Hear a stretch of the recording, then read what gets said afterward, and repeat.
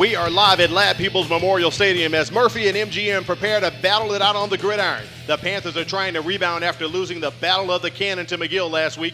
And across the field, the Vikings are set to conquer defeat tonight and capture their first win on the season. Week 4 action is headed your way with the MCPSS High School Football Game of the Week. Good evening, and thanks for joining us. I'm Al Wheaton, joined in the booth by Corey LeBounty. Down on the field, we have Kimberly Dunn. And Corey, it is time for high school football once again. Thursday night action at its best. You have programs, like you mentioned, Al, going in different directions. It'll be interesting tonight. It's a key 7A Region 1 matchup, so both teams cannot ill afford to lose this contest. So it's going to be a very, very wonderful game tonight.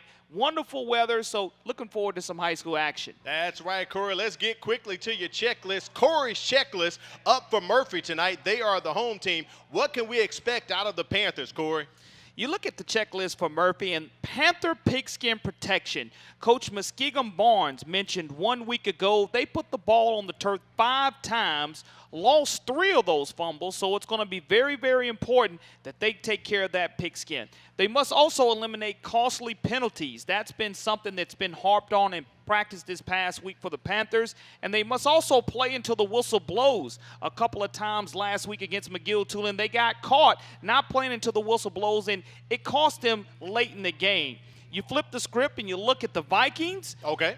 What they must do tonight, they must contain Maurice Robinson. That's one of the things that they've been emphasizing all week long. They must also find first downs because they cannot afford to go 3 and out. If they do that, Murphy will gobble up this field in huge numbers. And they must show composure on both sides of the football. They can't get frustrated when things don't go their way.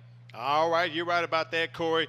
Mayor Montgomery Murphy about to go head-to-head here at Lab People's Stadium. Great night for football here Thursday night at legendary Lad. Back to receive for MGM. They're going to be receiving the kickoff, Josh Martin, and I believe we have number 10, Braxton McNair. And handling the kicking duties for Murphy, it will be Darnell Thomas who'll be handling kicking duties. We did have a check earlier that Carter Cochran wouldn't be kicking, but it looks as if we won't have Thomas kicking. It'll be Babak Tafazoli kicking off, and there is the kickoff. Little short kick. One of the up guys tries to contain it but does not. But that ball is brought up to about the 30-yard line, and we'll get our first look at the Vikings, Corey. You look at Braxton McNair handling that kickoff. He's going to be listed as one of our impact players. Braxton McNair is a linebacker for the MGM Vikings, but this offense really needs to get on track. If they don't get on track tonight, so far they've only scored 26 points through 3 weeks. And again, in my checklist I mentioned, they can ill afford to go 3 and out early. So Mayor Montgomery with the ball, 1st and 10 at the 32-yard line. As we get going, Jacoby Daniel, he's the quarterback for the Vikings.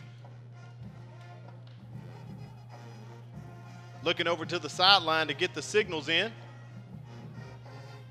Play clock running down there, Corey, almost approaching 0. We hope the Vikings don't get a delay of game. And that appears to be the situation here.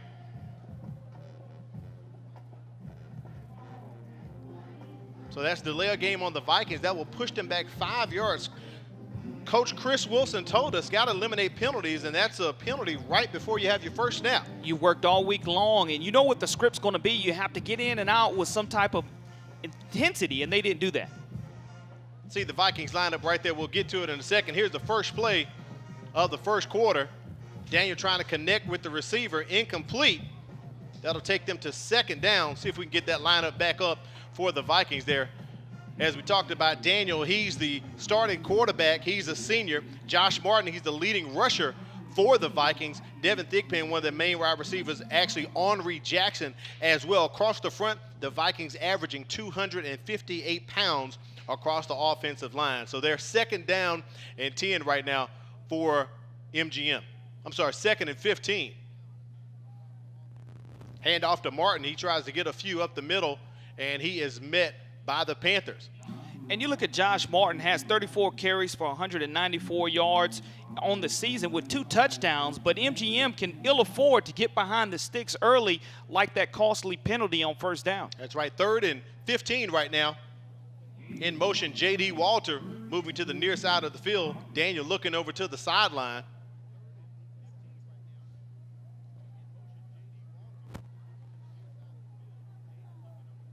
Daniel running back in the pocket, trying to set up a screen, does dump it off, gets it out to Martin, and he pretty much gets back to the original line of scrimmage, and that's going to be 4th down as Murphy's getting ready to possibly receive the punt here, Corey. Juju Adams on the tackle for the Murphy Panthers. That's number 19. He's the bandit linebacker, 6'2", 190-pound senior. But when you look at the situation for the Vikings, having to punt the ball early to the Panthers, we're about to see this explosive offense of the Panthers take the field. Darnell Thomas back to receive. Handling punting is Ethan Duke for MGM. Little slight rugby-style kick there, pushes it over to the sideline, goes out of bounds right about the 37-yard line. Murphy with the quick 3-and-out, Corey. We saw the defensive lineup get up, but we couldn't mention it because they were actually about to receive a punt, so maybe we had to get back to that. So right now we're going to take a look at Mr. Everything, Mr. Offense for the Panthers, Maurice Robinson and the crew coming on the field right now. Maurice Robinson, the spectacular athlete. He's being recruited by the University of Alabama as an athlete. He's 6'2", 180-pound senior. He has 21 rushes for 208 yards on the season, has also passed for 311 yards. The dual threat ability is there. Robinson with the handoff to Breland Manda. He's up the sideline, crossing into Vikings territory on his way for a touchdown, Corey. First play of the game for the Murphy Panthers, and they are on the board already. When you look at that spectacular run, some 62 yards by Breland Manley, and that's just one and done. Very quickly, Breland Manley had 21 rushes for 111 yards on the season, picked up close to 62 yards on one touch tonight. Murphy setting up for the extra point. Darnell Thomas will be handling kicking duties tonight. Carter Cochran, late scratch for the Panthers. So Darnell Thomas will handle punting and extra points.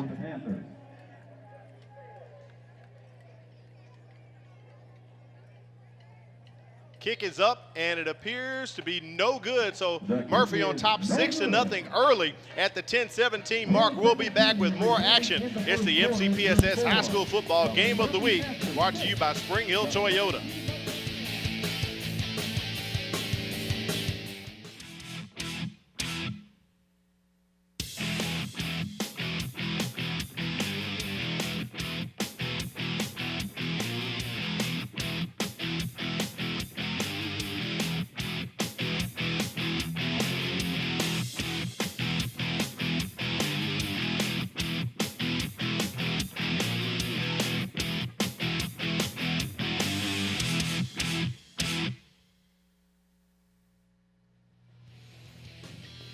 Welcome back to Lab People's Memorial Stadium. Murphy on top of MGM 6-0 for the MCPSS High School Football Game of the Week.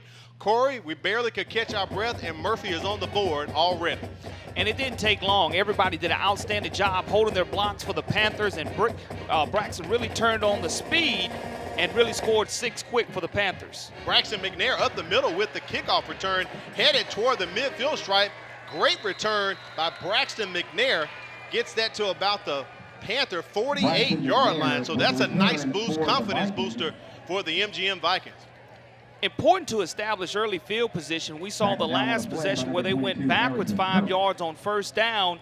Want to continue to move those chains, and that's going to be very important to kill some clock and not to make sure that the Vikings defense is on the field all night long. You want them to get a quick rest. 1st and 10 ball on the Panthers 49-yard line. Vikings in great field position here, trying to even this game back up early. Handoff to Martin, he picks up a couple. We mentioned earlier that the Murphy defensive starters, when it came up, Corey, we were about to take a punt. So if our guys in truck can get that back up during this possession, we'll take a look at the Murphy defensive lineup as we move on. Play picks up 2 yards, 2nd down and 8, Vikings. 2nd down and 8. Daniel looking to the sideline to get the call.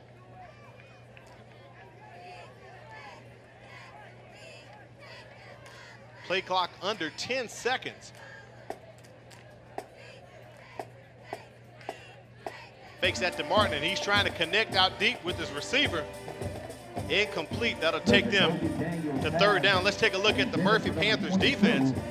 Kendall Adams, Jackson, and Weaver across the front. The Panthers averaging 241. Keep your eye on number 41, John Patterson, leading the Panthers with 12 and a half total tackles. Trayvon Ross also on that defense, and Santez Williams, big guys on the Murphy defense, Corey. Defensive coordinator John Lambert comes in out in his 3-4 defense. Been pretty effective so far for the Panthers. 3rd and 8 for the Vikings, trying to pick up a first down.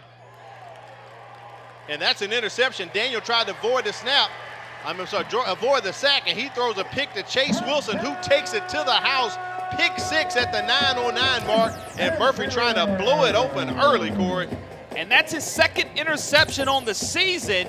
And bad things have happened so far when the MGM Vikings have tried to pass the football. They did a good job on first down on the kickoff of establishing positive yards, but you cannot shoot yourselves in the foot if you're the Vikings. Don't want to give away a pick 6 in that situation, but it was an outstanding return by the defensive back Chase, or linebacker for the Murphy Panthers, for a touchdown.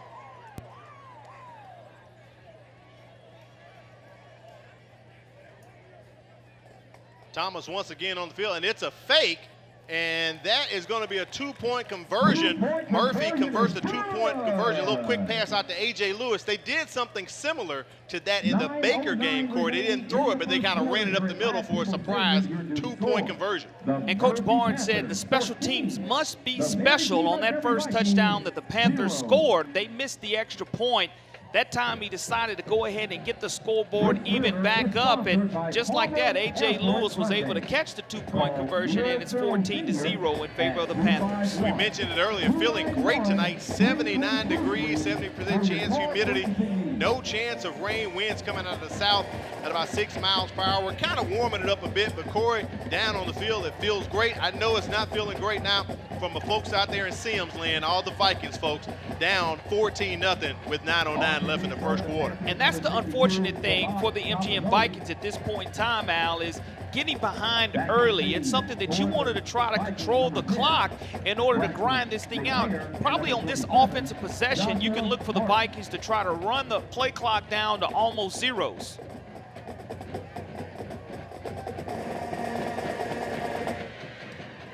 Vikings on the kickoff, pushing it up toward the 35-yard line. We'll get our 3rd opportunity taking a look at the offense. Let's take a peek at the impact players for tonight. First up, we'll do the Murphy Panthers score. For the Murphy Panthers, a center, Mark Andrews, is the one who gets Maurice Robinson the football. Very, very important. He's a 6 foot, 220-pound senior for the Murphy Panthers, and also a linebacker on defense. 5'8", 185-pound senior John Patterson was also listed as an impact player. We talked about him on the Murphy defensive starting lineup. He leads the Panthers in tackles. Right now, 1st and 10, ball about the 37-yard line. Daniel hauling back, going vertical, and trying to connect with one of his receivers there. Incomplete. Takes him to 2nd down, trying to connect with Henry Jackson. Let's check out the MGM impact players. And for the MGM defense, it's going to be 2 guys. Braxton McNair out of his linebacker position, 5'7", 190-pound junior. And also the defensive end, Thomas Griffin, 6 foot, 197-pound senior, was only on the field for 1 snap, and Murphy was able to take it to the house for 6. 2nd and 10. And we have a flag on the play. Flag on the play. Get the call from my referee, Jimbo Perez. So it'll be the false start on MGM. That'll push it back 5 yards, and we'll have a repeat, make it 2nd and 15. And now that's one of those situations that you just cannot do. That's 10 yards on penalties, and I do believe with the timeout that's being called on the field, they'll have a chance to gather themselves. Referees for tonight, we just talked about head referee Jimbo Perez, Trey Burnett, Jason Slade, Carlos Fortune, Tyler Bulow, Jonathan King, and Carl McDowell, our officials for tonight. for tonight's context. We're at the 8:55 mark, first quarter. Exciting for the Panthers so far. A pick six and a big 62-yard touchdown run from Breland Manley. I think this is a good opportunity for Coach Chris Wilson to talk to his troops over there on the Viking sideline, Corey. And he just wants to settle them down. I mean, you've had a short week to prepare. Both teams have had the short week with this being a Thursday night kickoff, and it kind of changes things up a little bit, but you don't want to have self-inflicted wounds. Not getting off the blocks on one play for the Murphy Panthers, they take that to the house, and then you turn around and you throw the interception. Jacoby Daniel does, but the thing about Jacoby Daniel, the 5'10", 190-pound senior, he got his first start of his career against the UMS Wright Bulldogs in week number 1, so this is actually only his third varsity start. Right, he's taken a lot of snaps behind Cullen O'Shea, who was a senior and graduated this past year, been taking snaps since the 10th grade, but you're right, this is his first season starting, so as a senior, just his third game. 2nd and 15, he takes a snap, and he's looking to go vertical again, trying to connect, and that ball is intercepted, picked off by Trayvon Ross, Corey. And that's Trayvon Ross's third interception of the season. Another turnover for the Vikings. Trayvon Ross from his rover safety position, 6'2", 195-pound senior. It'll be interesting to see how the MGM coaches are going to try to coach up the offense on the sidelines, because that's something you can ill afford to do. Now the Murphy Panthers offense takes the field for only their second snap of the game. Going to be important for our impact players to make a difference in this contest. So Murphy taking possession on their own 38-yard line, 1st and 10. Maurice Robinson with the fake to the receiver, trying to connect with A.J. Lewis a little low. He cannot pick him up. Lewis, 6'4", 215. He's got the pause and the length, but you got to get a little higher than that, Corey. That's something that you don't see often, but again, like you said, you would like to hit him in the numbers in that situation. He was right down the seam, not really covered. If he would have caught that, he probably still would have been rumbling. 2nd and 10 after that incompletion.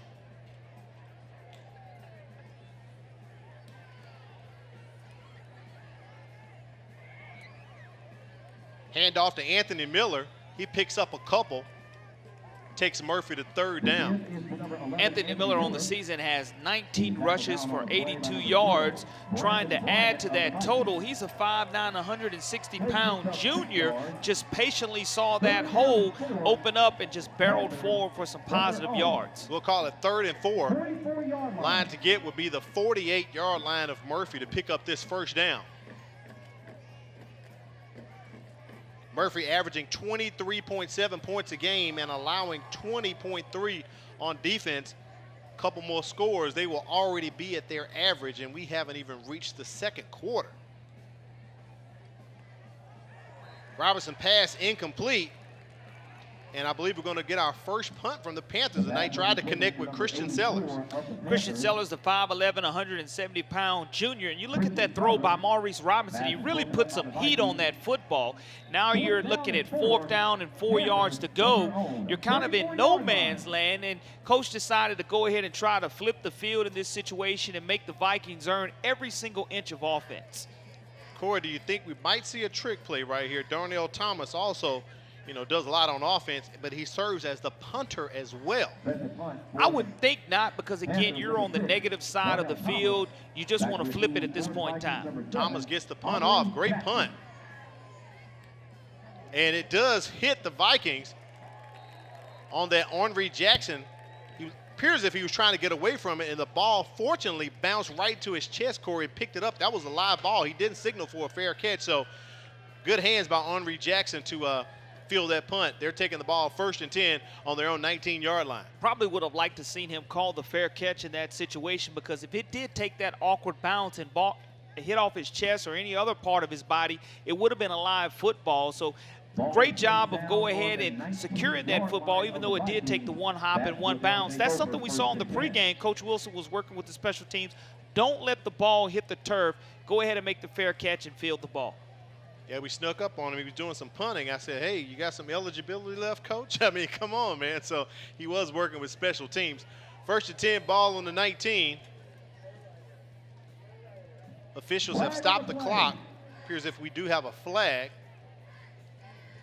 The play clock hadn't expired, I don't believe, Corey.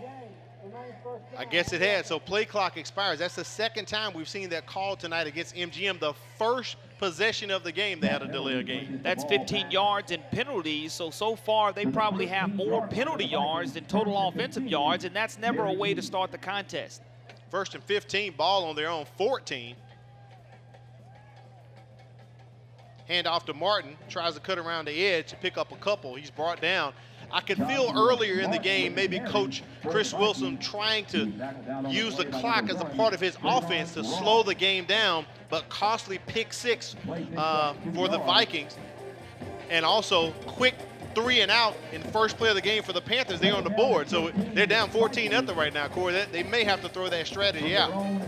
And they're going pretty quick, not letting the play clock elapse all the way down on this situation after the running play.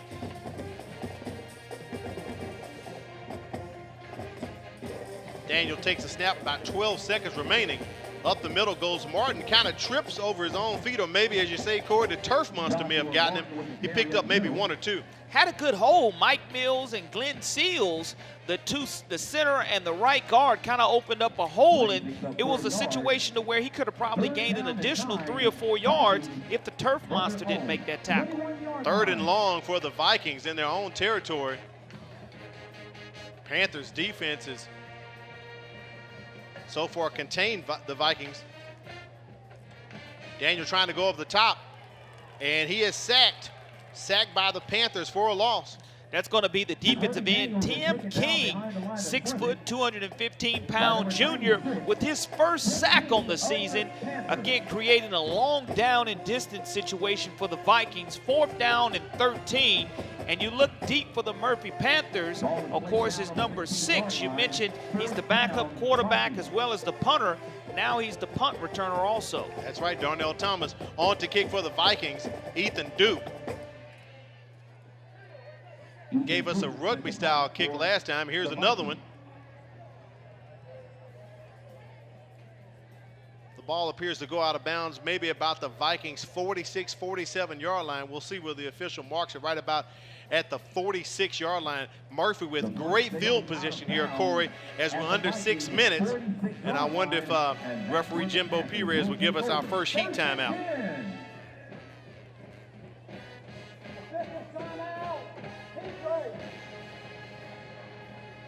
So we have our first official heat timeout. We're under 6 minutes, so right now at the 5:42 mark, we'll take a break here and let the guys get some air. We'll be back with more action. It's the MCPSS High School Football Game of the Week.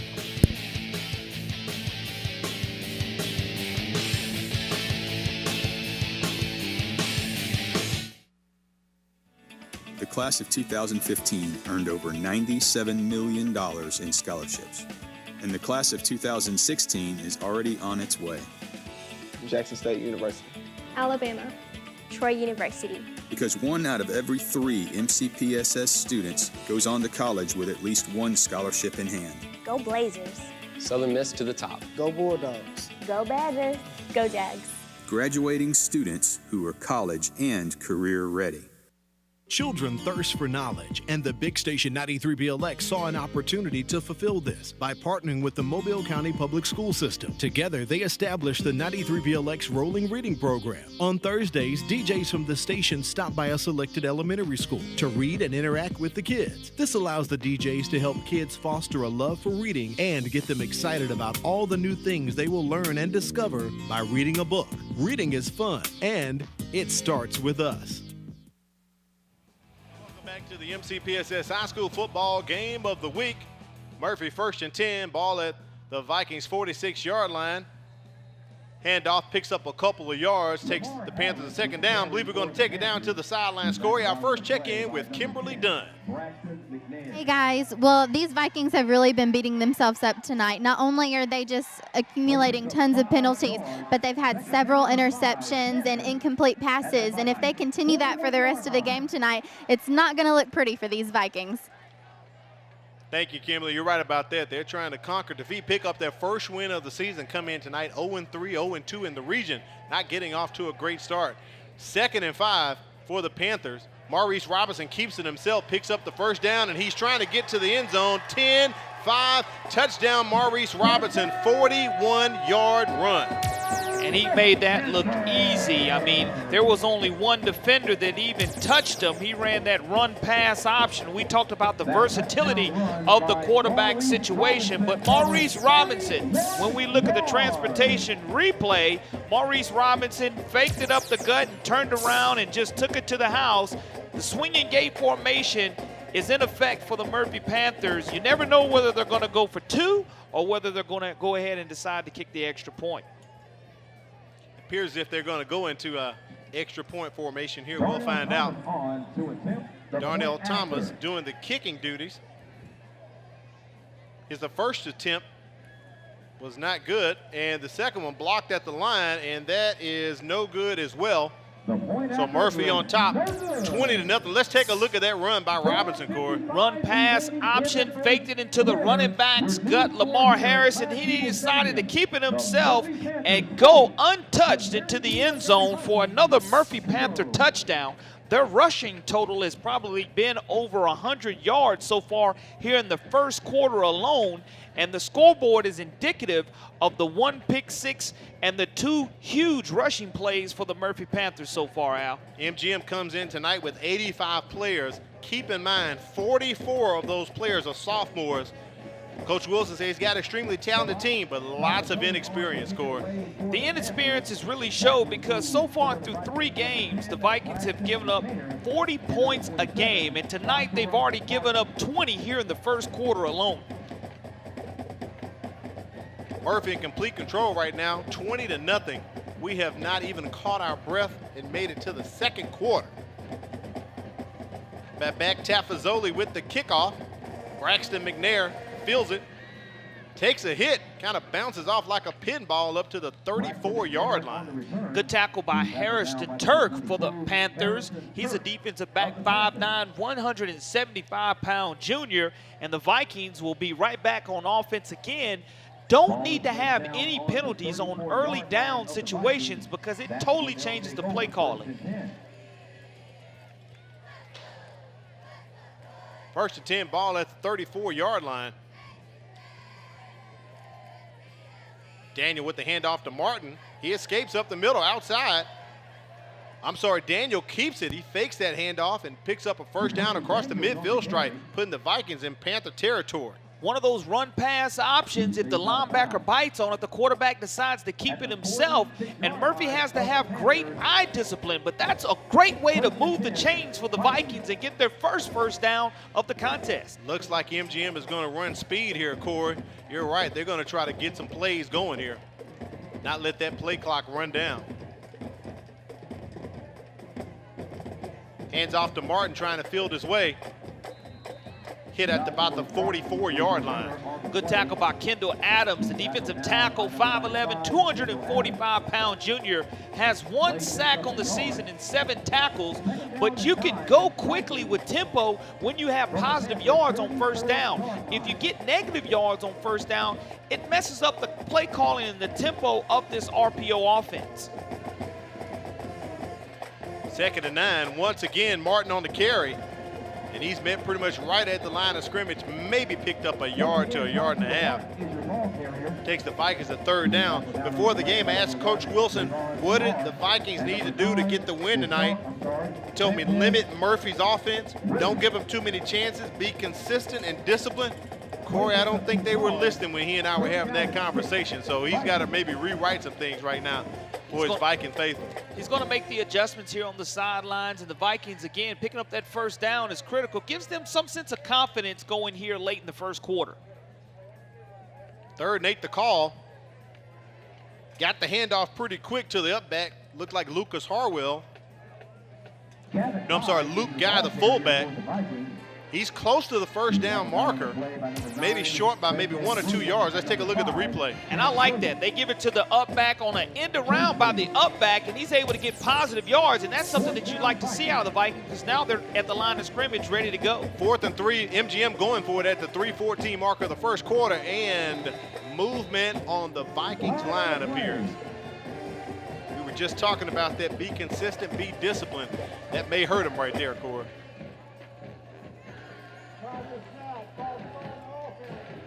So that'll push him back 5 yards and the opportunity to maybe move the chains, and they shoot themselves in the foot. You go down from 4th and 2 to 4th and 7. You had a fullback that weighs 198 pounds, or your running back, Josh Martin, who weighs 180 pounds. You would hope they would be able to get that, but now they're going to have to punt it away because it's 4th and 7. Thomas set up at the 10-yard line to receive this punt. Duke gets it off. Nice punt there. Heading out of bounds. Great punt. Appears it's going to be maybe at the 3 or the 4-yard line. Great placement by Ethan Duke, Corey. And this will be the deepest that the Murphy Panthers have taken over. We've seen the quick strike ability of this Panther offense. The offensive coordinator, Coach Leslie Nobles, has done a good job with his play calling so far. Hasn't really been tough because he's put it in 2 of his playmakers' hands. Breland Manley with the long touchdown run, and then his quarterback, Maurice Robinson. In this run-pass option offense, the ability here to go the length of the field, which is going to be very interesting. Yeah, you often talk about flipping the field, Corey, and we rarely see it. The Vikings were on the Panther sideline, and they pretty much flipped it, putting them deep in their own territory. Manley trying to get out of there, give them some extra room, picks up maybe 3 or 4. Positive yards on 1st down is what you want to accomplish. Murphy's not really looking to go at a quick tempo out of the huddle, but if they're able to put a long drive together, this Viking defense hasn't been on the field a long time because, again, the plays that Murphy has scored on have only taken close to 20 to 25 seconds. That's right. We really haven't seen a full Panther possession here. Everything's been pretty quick. Coach Muskegon Barnes told me no turnovers, no penalties should get them the victory tonight. They've been on their plan. Robinson going vertical across the top to Christian Sellers. The bean bag was in his hand and he dropped it, Corey. You had the magic bean in your hand, Maurice Robinson. If he catches that, Sellers, he's probably still running down the sidelines, trying to make the adjustment in the air instead of just running his route and putting his hands up to catch the football. So it's 3rd down. Panthers looking to move the sticks here. Seems as if we have a stoppage in play. The officials discussing some things on the field. Play clock has not started yet.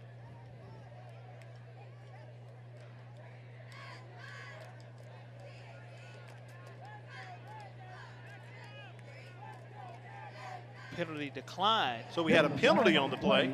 I did not see a flag, but we had an ineligible receiver downfield from Murphy. That penalty was declined. So MGM has declined the penalty. The penalty moved the ball back to the 5-yard line of the Panthers. We'll replay the down. So we're going to replay 2nd down. So it's not 3rd and 10.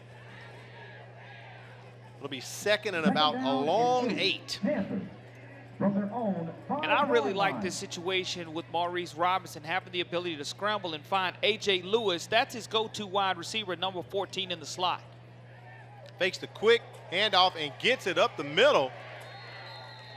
Connects with the up guy there, Anton Noble for a nice gain, and that's a 1st down. And instead of going to the near side slot, he went to the far side slot. The other tight end on the field, Anton Noble, 6'3", 210-pound senior, sure-handed, makes the catch right in the breadbasket, bowls over a defender and gets a Panther 1st down as they are now no longer deep in their own territory. Panthers have some breathing room.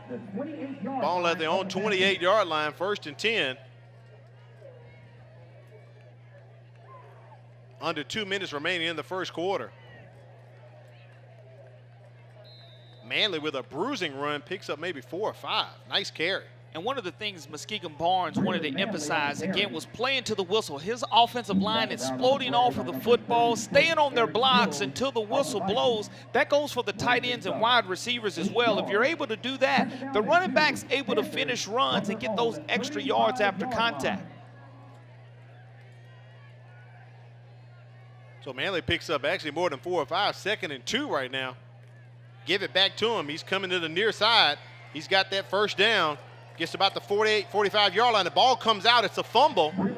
Let's see who's on top of it. And it was a fumble. Looks like the Vikings may have come up with it. There was a lot of white jerseys at the bottom of that pile. We look at the replay, and that's one of the things, ball security, just a great helmet right on the football, and he coughs it up, and immediately Manley knew that he fumbled the football.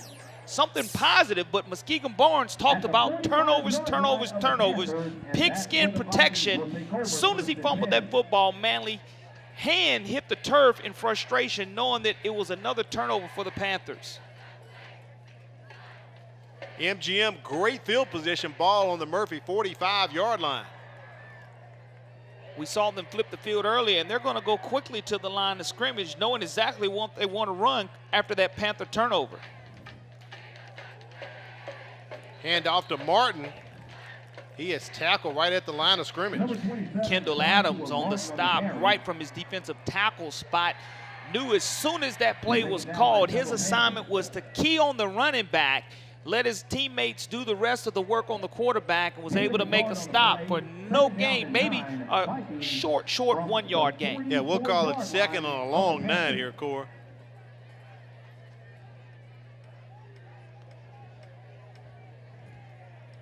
Daniel fakes the handoff, does get the reception out.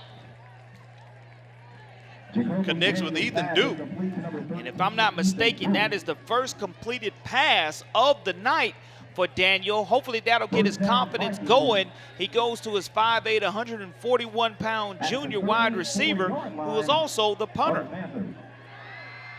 Play clock hasn't started now. We're about to expire with the first quarter, game clock at about 10 seconds. So it appears as if Daniel's probably going to let this one run down to wrap up the first quarter.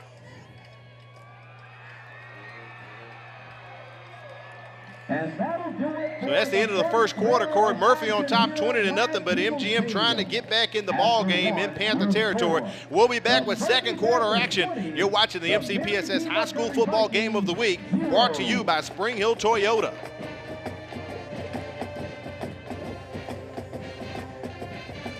Mobile is the first and largest school system. Mobile County Public Schools prides itself On the high quality of education we provide our students.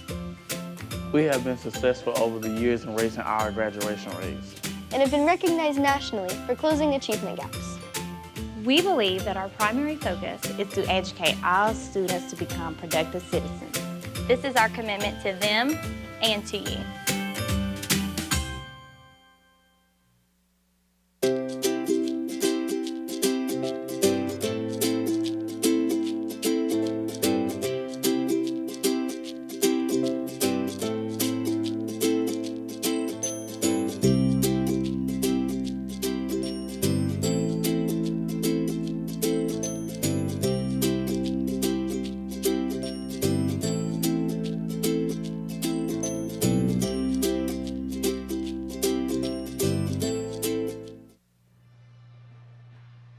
Welcome back to the MCPSS High School Football Game of the Week, brought to you by Spring Hill Toyota. We're about to kick off the second quarter. Murphy on top 20-0 over MGM at legendary Ladd Peoples Stadium. 1st and 10, MGM in Panthers territory, trying to get on the board their first points of the game. Daniel with the handoff to Martin. He picks up a couple. It takes MGM to second down.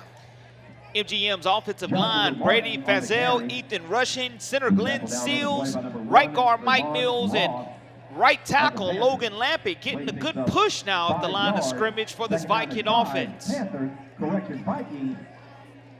and 4, nice run by Martin, picks up 6 yards.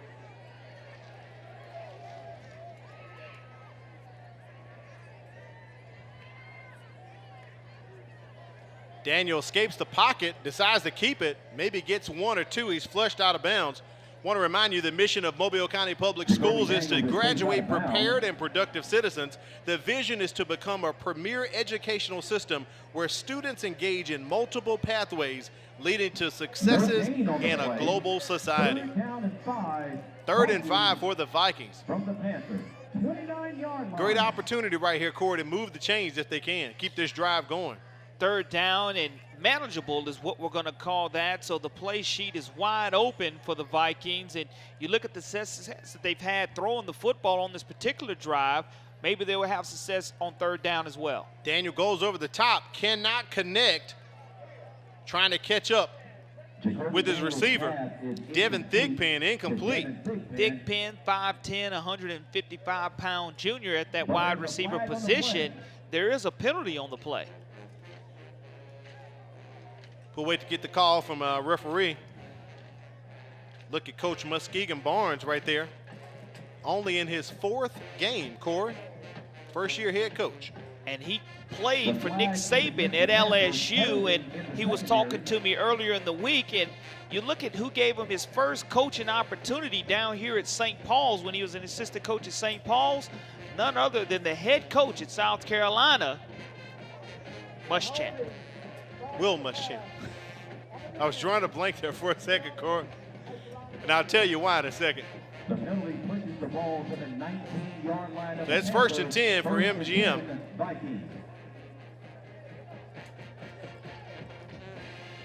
Hand off to Martin. He picks up 1 or 2 as the Panthers gang tackle, but the pile's still moving. Corey, drew a blank right there. I've been hearing a lot of Steve Spurrier the past couple days on talk radio about maybe him becoming an offensive coordinator or offensive analyst, and he just retired from South Carolina a couple of years ago. So you said that, all I thought about was old ball coach Steve Spurrier. I think the old ball coach is officially going to hang it up and has officially hung it up. You know, just the offensive guru, but Muskegon Barnes having an opportunity to play for Coach Nick Saban and Coach Will Muschamp at LSU. 2nd down for MGM. Daniel keeps it. Maybe gets 1 yard on the quick dive there. Didn't hand it off. 3rd down. Norman Weaver from his defensive end position makes a great textbook tackle. Has 4 tackles on the season. Make that 5 for Mr. Weaver and the Panthers. 3rd and 5 as the crusade continues for the Vikings, searching for points here. Big 3rd down for MGM, deep in Murphy territory. Daniel gets out, little quick shuffle pass, gets it to Thigpen, spin move down to about the 5-yard line. Great reaction there. 1st down, 1st and goal for MGM. At the last moment, the heads-up play by the quarterback to get it to Mr. Thigpen, and now he's looking at the instant replay as Jacoby Daniels on his way down. He finds Thigpen, who's able to get the 1st down. First and goal situation of the night for the Vikings. 1st and goal, ball on the 5-yard line. Daniel barking out the commands. Hands it to Martin. He's close. We do have a signal of touchdown. It appears if maybe his knee went down, but we have touchdown. There's no replay in high school, Corey. 5-yard touchdown run. That's the shot in the arm that this Viking offense needed. Josh Martin scores his 3rd touchdown of the season. You look, the ball is the only thing that has to cross the plane, and Martin made sure it did that before his knee hit. The Vikings are now on the board, and you can see the sideline giving them life on this short field that was created by a couple of completions. You have to be happy that the Vikings were able to move those chains and stay ahead of it on 1st down. Big shout out to our camera crew. Great replay there. Knees were not down with Martin crossing the goal line. Kick is up, and it's off the crossbar. So that is no good. At the 9:34 mark, MGM on the board. They do get a touchdown, Corey. So it's 20-6 right now. Well, we know they definitely won't be blanked in this contest because we know they had only scored 26 points through 3 weeks of football.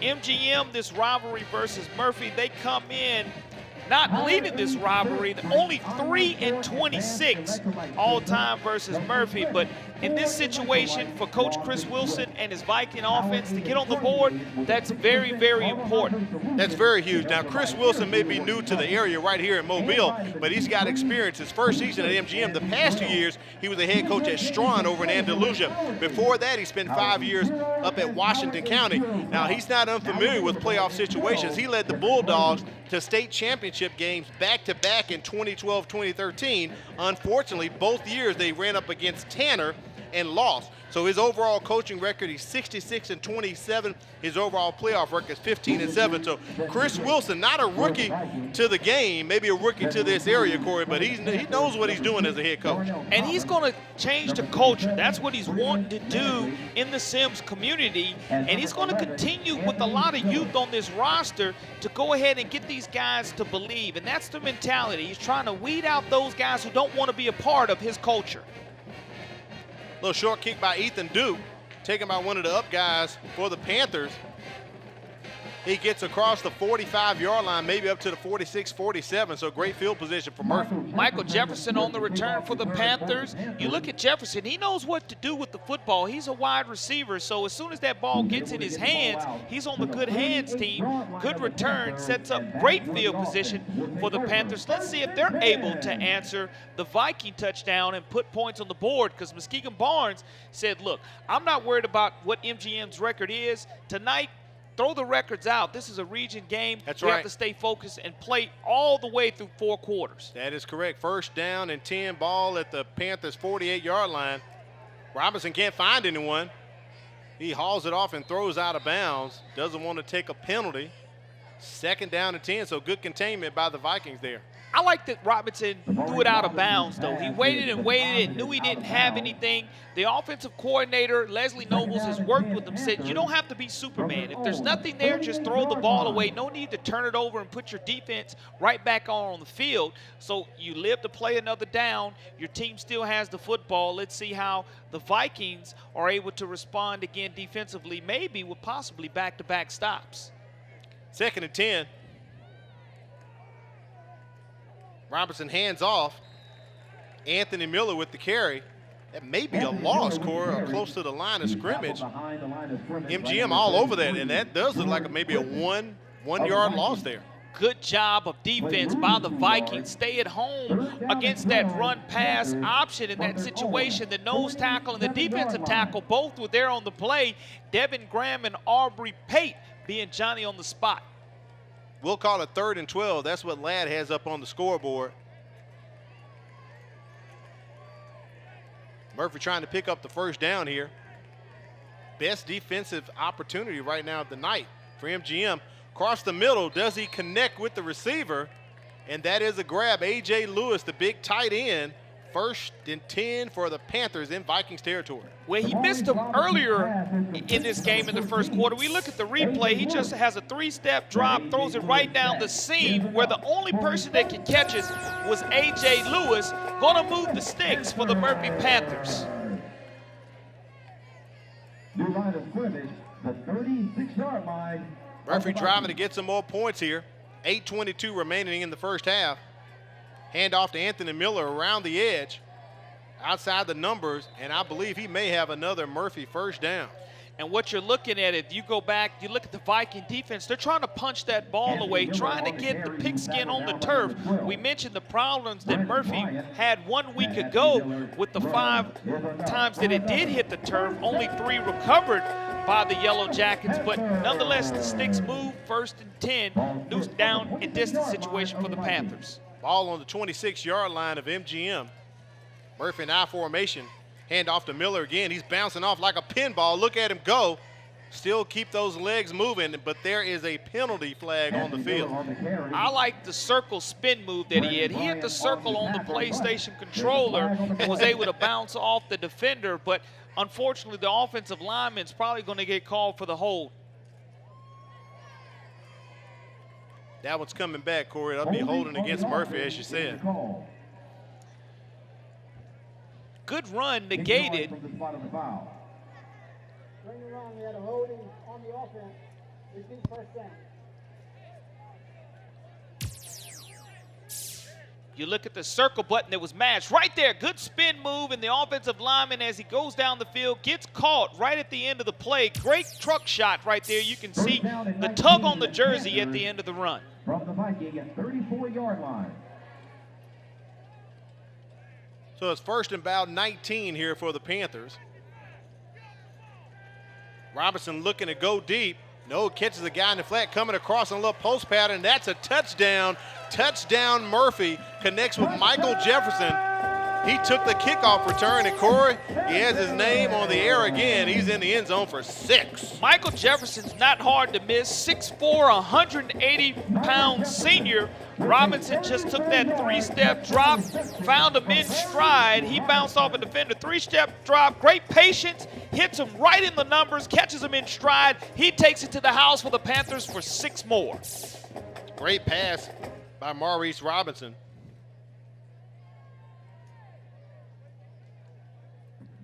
Peyton Archer with the point after here. Darnell Thomas not kicking, but holding. Archer gets it up, and it's good. That's big time for the Panthers, being able to answer the drive. And it's going to be interesting now to see if that was demoralizing. After you score your first offensive touchdown of the game here in the second quarter, you wanted to try to get that huge defensive stop. You weren't able to get the Panthers off of the field because Jefferson pretty much took over from the time he got the kickoff, from the time he scored that last touchdown. 6 more points on the board for Mr. Jefferson. Special thanks out to David Boeing Sporting Goods. Got us looking good tonight with the blue polos. Want to thank them for that. And also, most importantly, local right here in town. Go out and show them some love. David Boeing. Also, great eats tonight, Corey. Jersey Mike's and subs there. A sub above. Want to thank Mike and Christina Sinclair for providing our crew tonight with the great Jersey Mike subs. Jersey Mike's a sub above. Yeah, support them. Local businesses right here. 3 locations for Jersey Mike's. One right here getting ready to open on Dolphin Street, Airport Boulevard, and also in Baldwin County and Daphne. Coach Barnes changing out special teams there. At number 62 with the kickoff, Corey, but it's out of bounds. That's a penalty. Babuk Tafazoli with the kick there.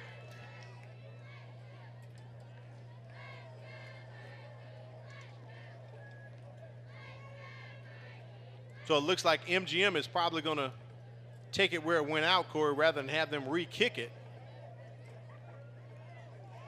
Maybe about the 35-yard line. So it'll be 1st and 10 on their own 35. 7:24 mark here in the second quarter.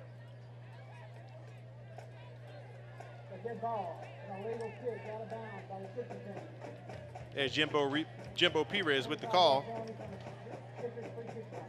Murphy up 27-6, commanding complete control here in the first half, Corey. The Vikings were able to score on their last possession, getting ahead on 1st and 2nd down, staying in front of the sticks.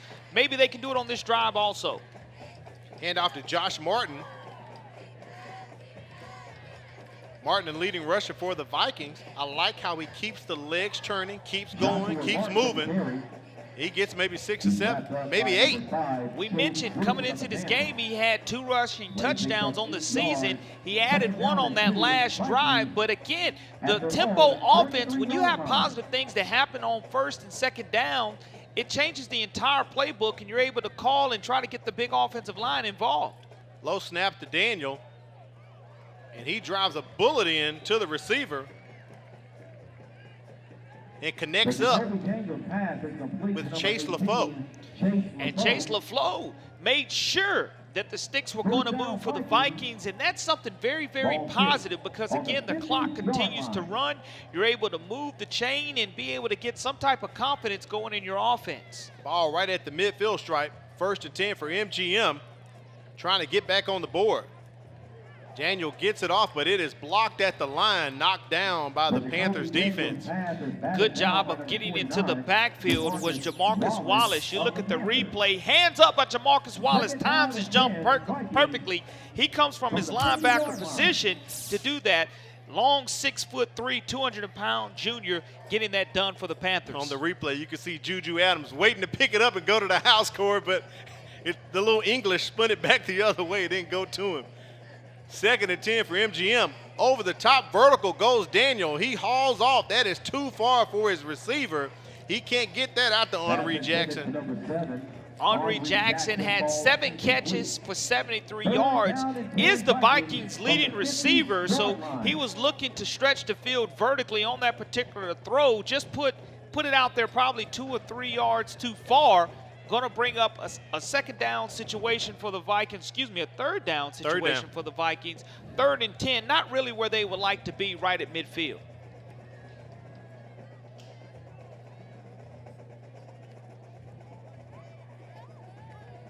Little quick out to Martin in the flat. He's got the first down. He's brought down right about at the Murphy Panther 27, 28-yard line. I like that play because Martin was unaccounted for. You look at the play, swinging out of the backfield, a nice little dump pass by Jacoby Daniel, and Josh Martin knew exactly what to do with it because none of the defensive backs or the linebackers covered the running back coming out of the backfield. Perfectly designed play and executed play by the Vikings. 1st and 10 for MGM. Trying to get into the red zone here. Giving it back to Martin. He's weaving his way, picking up a couple yards, maybe 4 or 5, as the MGM continues to drive. Corey, I don't see him giving up any fight here. They want to get back on the board. We're right at 5:51, and referee Jimbo Perez is going to call for a timeout. Coming up at halftime, the Chick-Fil-A Halftime Trivia Challenge.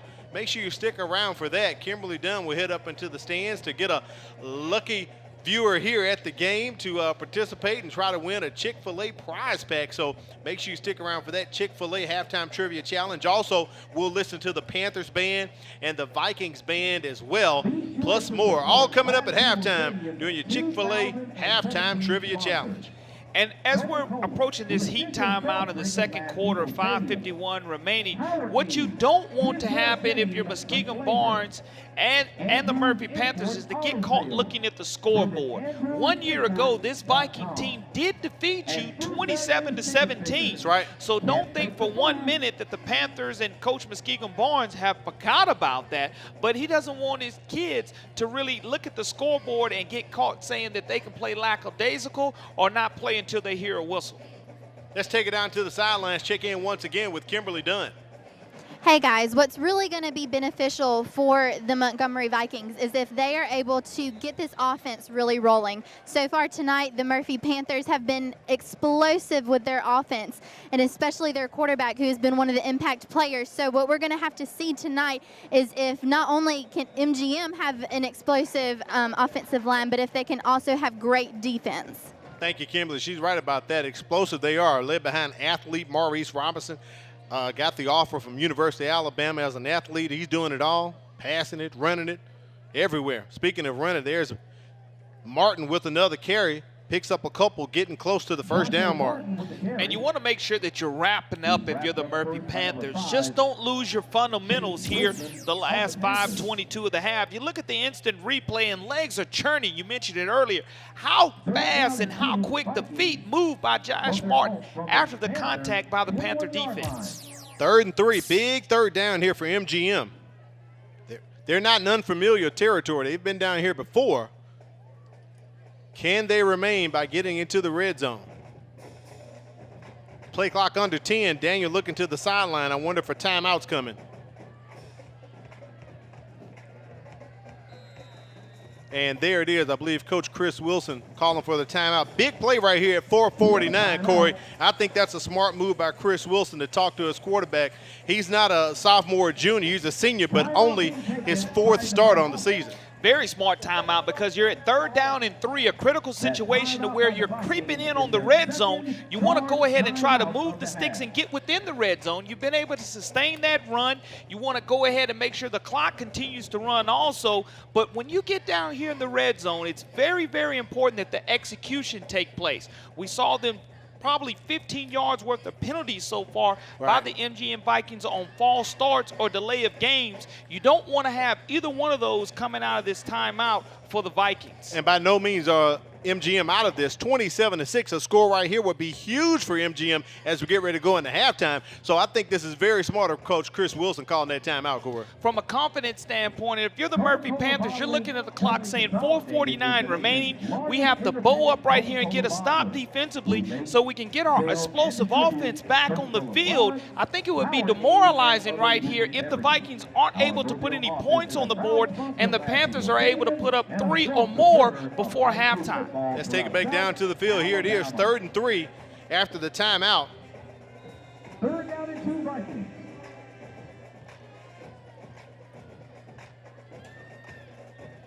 It's a keeper by Jacoby Daniel. He fakes it to Martin. Smart play and just dives across the line and picks up a few more. So Vikings inside the red zone. That's a first down. We talk about it, the RPO, the run, pass option. In that situation, he put the ball into the chest of Josh Martin, decided to pull out and keep it for himself. The Murphy defensive line has to make sure they read their keys and not go for that fake. Ball at about the 14-yard line. MGM can still get a first down without scoring right here, so it's 1st and 10. Over the top, Daniel trying to connect with his favorite, Henri Jackson, incomplete. Had an opportunity there, Corey, just couldn't bring it down. Michael Coleman in coverage, and you look at that fade situation, he put it exactly where he needed to. As we take a look at the replay, way to drop it right into the wide receiver's hands, just wasn't able to come away with it because Coleman was able to swipe the ball away at the last moment. Jackson had to walk off the sideline, kind of shaken up there, so he's not on the field right now. Replaced by Ethan Duke. Hand off to Martin, weaving his way, picking up some yards, keeping those legs going, maybe 5 or 6. Taking MGM to 3rd down, maybe 3rd and about 5 or 3rd and 4. Anytime you get into the second level and your safety has to make the tackle, that means the offensive line is getting the type of push, and you're putting a hat on a hat deep in the red zone now with the Vikings. That offensive line for MGM averaging 258 across the front. So those some big guys down there. 3rd and 5 is the call right here. Another critical play for MGM. A little high, Daniel overthrows, and that could have been an interception right into the hands of Deshaun Freeman, and he drops the moon pie, Corey. A little bit too low. You look at it, he looked it in and right over the hands of the outstretched wide receiver, but that's probably why you're playing the cornerback situation instead of wide receiver, because if he would have looked that ball in, he would have probably been still running out. Big play right here, 4th and 5. MGM going for it. Make a mark, 3:39 on the clock remaining in the half.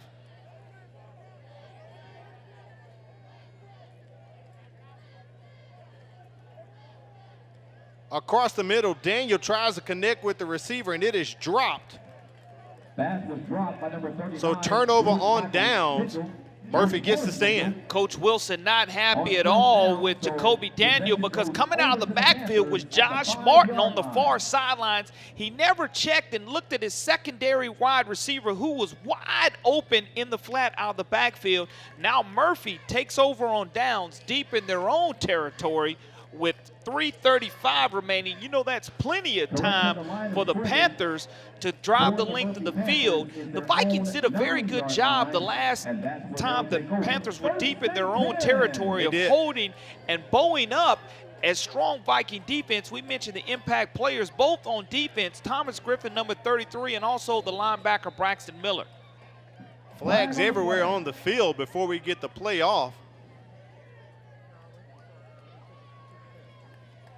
Appears to be false start against the Panthers. They're walking back already.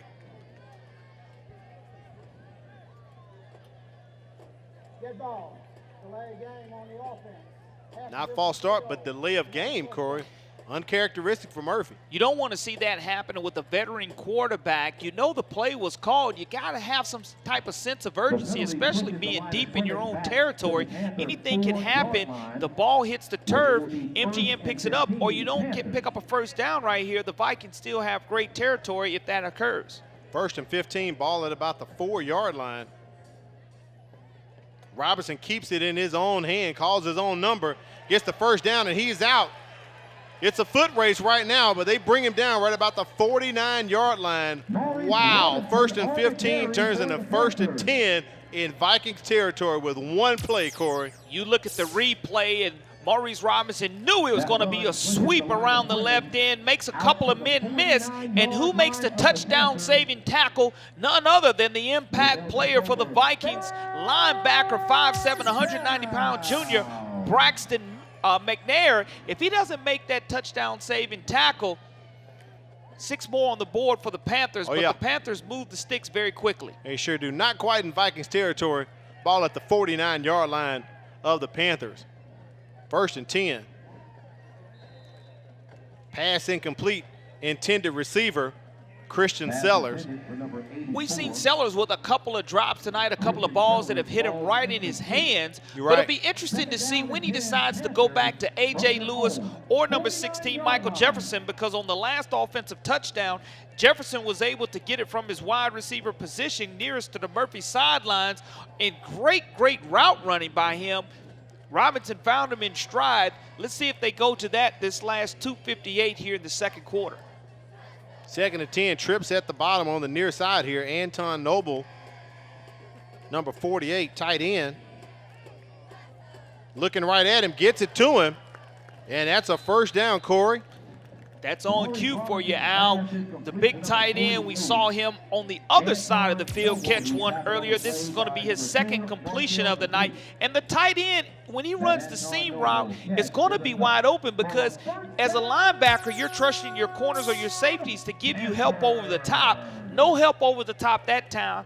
1st and 10 now for the Murphy Panthers. Nice pump fake by Robinson to hold a defender right there and let Noble get free a little more. 1st and 10, ball at 30-yard line. Hand off to Anthony Miller. He drops it. Ball on the carpet. That's a fumble. That is a fumble, Corey. Wow.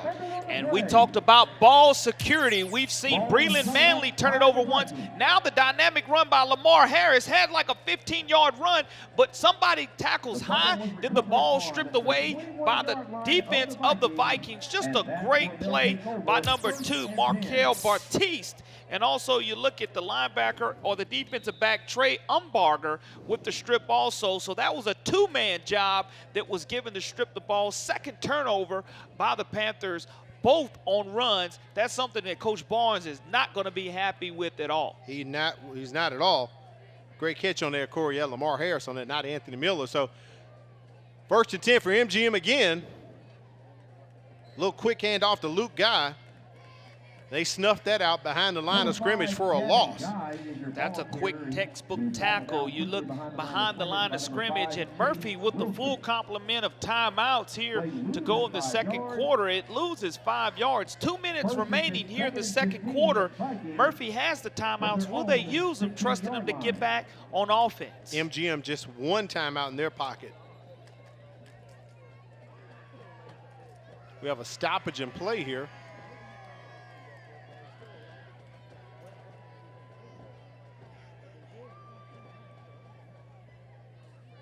I believe head official Jimbo Perez giving out commands. Maybe the play clock didn't start. There it is. It's going now. 2nd and 15. He was asking for it to be totally reset. It reset itself at 20. He wanted it to go back to the original 25 seconds. Now he gets the 25 seconds on the play clock that's on the field, and that's very important when you're trying to make a timing situation as a quarterback. 2nd and 15 for MGM.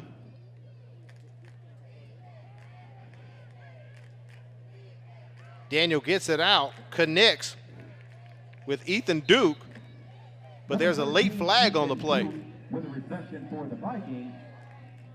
Tackle made by the linebacker Jeremiah Hall, the 5'10", 175-pound senior in that situation. Did a good job of diagnosing that passing play.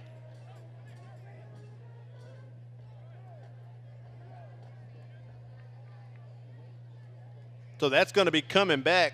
Call against MGM. Not what they want to do right now. Trying to get positive yards and going backwards is not the plan, Corey. And that's something that really epitomizes the first half. The mental mistakes for the Vikings have really hurt them early in the play down situation. Take a look at some of the action taking place tomorrow. Baker hosting Davison, big 7A Region 1 matchup. The big one in 8 Mile, Saraland visiting Blunt, 6A Region 1 action. Blunt ranked number 2 in the state. Daphne and LaFleur going at another 6A battle. Foley and Bryant, that'll be a big game as well. Gulf Shores and Rain, that go at Tremere Park. Rain hosting Gulf Shores, and right here at Ladd tomorrow night, Williamson will be hosting St. Paul's in a 5A Region 1 matchup. Fairhope and Theodore, that's a big one right there, Corey. 2 undefeated, 7A Region 1 going at it, Citronelle and Leroy. as well. Good tackle again by Jeremiah Hall. We just mentioned him right before the timeout or before the play clock malfunction, and that's a big play and a big tackle by him. Timeout right now. No gain on the play. When play resumes, it will be 3rd down and 15. I believe that's on Murphy, right? I believe so. Murphy takes timeout. So 2 remaining. Coach Barnes calls timeout right now. Smart move with 3rd and long for MGM. 3rd down and 15 coming out of the timeout. You have to decide what you want to do, what the play call is, because if you pass the ball, the clock's going to stop anyway. If you run the ball, at least you make Murphy possibly burn a timeout. Don't forget at halftime, Chick-fil-A halftime trivia challenge. Kimberly Dunn will select someone out of the stands to take the Chick-fil-A halftime trivia challenge. Ask them some trivia questions, see if they get it correct. Try to win a Chick-fil-A prize pack. So stick around. That's headed your way at halftime with a lot of other things as well. We'll listen at the bands and take a look at some other things right here at the MCPSS High School Football Game of the Week. I'm Al Wheaton, Corley Bounty in the booth. So far, right now, Murphy in control, 27-6. MGM had a great opportunity just before this drive to get on the board, 4th and 3. They could not make it, and Murphy pushes the ball down the field right now, but that fumble goes on the carpet, and MGM has the ball back, 1:05 remaining in the half. Big play right here, 3rd down and 15. You had an opportunity to get with your quarterback and your wide receivers. You want to at least try to get half of this yardage back, if not all of it, here on 3rd and 15. Do not want to give the ball back to Murphy with a great field position. Little quick handoff to Martin. Had opportunity to get back to the line of scrimmage and pick up some more yards, but he's met by the Panthers. Does Coach Barnes call another timeout? And I believe he does. Stops the clock at 50 seconds. Coach Barnes feels he couldn't take the timeouts to the locker room with him. Why not give your offense another opportunity to get on the field to possibly score 3 or 7 more? And you look at this situation by this Murphy defense. They've done a good job of responding on this particular drive, but the Vikings have really showed life by getting on the scoreboard. Nothing really positive happened for them in the first quarter, Al, but here in the second quarter, as they were able to establish the passing game, Jacoby Daniel, the quarterback, got into a little rhythm, made and completed a couple of passes. Also the running back, you look at Josh Martin, continued to run hard and finish runs. Murphy possibly got caught looking at the scoreboard, taking for granted the score in the situation, quick 20-0 lead. Now they're coming back and trying to put 6 more, Murphy that is, and add 6 more before the half starts. Looking to find out what's happening in Mobile County Public Schools, from school news to weather alerts? Follow us on Facebook, Twitter, Instagram, or our website, mcpssthewire.com. You can also follow Superintendent Martha Peak on Twitter at SuperPeak. 4th and long right now for the Vikings. Back to receive for Murphy, Darnell Thomas. Duke with the kick, and it's blocked. Blocked by Murphy. Can they scoop and score? Ball in the end zone. Should be a touchdown, Panthers. Looks like A.J. Lewis fell on it, number 14. But blocked by Trayvon Ross, I believe. And Murphy has extended their lead, Corey. That is a touchdown. Coming down, 4th down and 12. The special teams, there was a breakdown, and you look at this kick that went right off the foot of number 13, Ethan Duke, taken off of his foot, and then there's a scramble. Everything going on at the bottom of the pile. The strongest man's going to get the football. In that situation, the Panthers were able to secure it and get 6 more. The unconventional way, a non-offensive touchdown by the Panthers is very, very important before the half.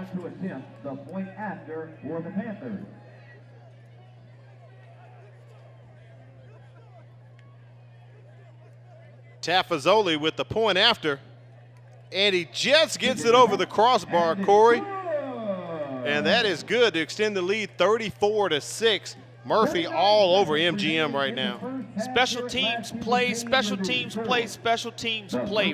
A breakdown by the Vikings right before the half cost them 6. We've seen Murphy score a defensive touchdown. They've scored an offensive touchdown. Now they've scored a special teams touchdown. They scored every way possible. So again, with this 34-6 lead with 39 seconds remaining here in the first half, you would like to talk to your Viking squad at the half and tell them, guys, don't quit. It's not over. Right. Don't drop your head. We still have an entire half of football left to play.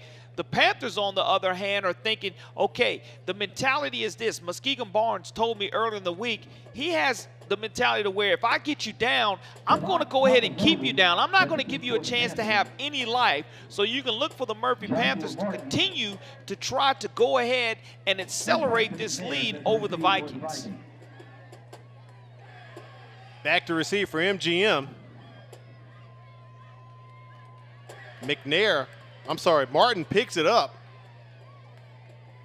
Gets past the 35-yard line. A lot of gang tackling going on. Just hadn't brought him down yet, Corey, but there finally does. Maybe about the 36 or 37. Not able to bring him down because Josh Martin does a wonderful job of continuing to move his feet. If you go ahead and you keep your feet still, they're able to tackle you easily. But Trayvon Ross was able to get in on cleanup duty for the Panthers. 1st and 10 Vikings from their own 37-yard line. 27 seconds remaining here in the first half. Interesting first half we have had between the two teams. Handoff once again to Martin. And a fumble, ball on the carpet, and Murphy all over it, Corey. 19, 18, 17 seconds, 15 seconds remaining, waiting for the officials to blow it dead. Now they officially blow it dead with 13 seconds remaining here in the second half. It'll be interesting to see if offensive coordinator Leslie Nobles decides to go for the jugular and take that long vertical shot down to his big wide receivers. Michael Jefferson or A.J. Lewis have been very effective hitting the tight end Anton Noble as well down the seam. That's right. But getting the ball deep in Viking territory at the 39-yard line gives them an opportunity with 13 seconds to at least take a couple of shots. And I'm pretty sure with the athleticism of Maurice Robinson back there, Corey, you're right. I don't see them sitting on this at all. They're going to go for it. Hand off to Miller. He gets a couple. So that'll take us actually at halftime. So Coach Barnes keeps it on the ground, doesn't go vertical with anything. Right now, Murphy on top, 34-6. Huge, huge lead over MGM right now. As we go to halftime here, I believe Kimberly Dunn's going to try to catch up with one of the coaches, so we'll see. It will be Coach Barnes. We'll try to get down to her. But, Corey, great opportunity right there for Murphy at the end, but also in the first half, they've just put up spectacular numbers tonight. And again, scored in every way possible. Offense, defense, and special teams. That's exactly what they dialed up. The Murphy Panthers are going to have to clean up the turnover battle here to start the second half. Let's go down to the sidelines. Kimberly Dunn with Coach Barnes. Hi, guys. I'm here with Coach Barnes. Coach, how do you feel about how your team's performed so far tonight? Well, we performed okay. Too many fumbles. We had two fumbles. I don't want to see the ball on the ground, but overall, the kids are playing hard. So what does your team need to do in order to secure that win tonight? Stop fumbling the ball. Continue to play hard again and hold on to the ball. The kids have been playing hard. They've been playing hard all year. We just got to eliminate fumbles, turnovers, penalties, all that good stuff. So. Thanks so much, Coach. Thank you, Kimberly. We appreciate that. Murphy on top right now, and they are definitely holding it together. 34-6, Corey, on top of MGM, putting on a demonstration in the first half like none other. And you look at Coach Barnes' situation. They put the ball on the turf 5 times against the Yellow Jackets a week ago. Something they worked on all week long was ball security. He's very unhappy. He's going to harp on that at halftime, trying to clean that up. But you look at the Vikings. The Vikings did not have a good first quarter, but were able to bounce back and get on the board. Right. So Chris Wilson's telling his guys, look, we have 24 minutes left of football. Let's clean it up. Let's not quit. Let's play hard until the end of the game and see what happens. Well, it's halftime. We'll be back with more MCPSS High School Football Game of the Week, brought to you by Spring Hill Toyota.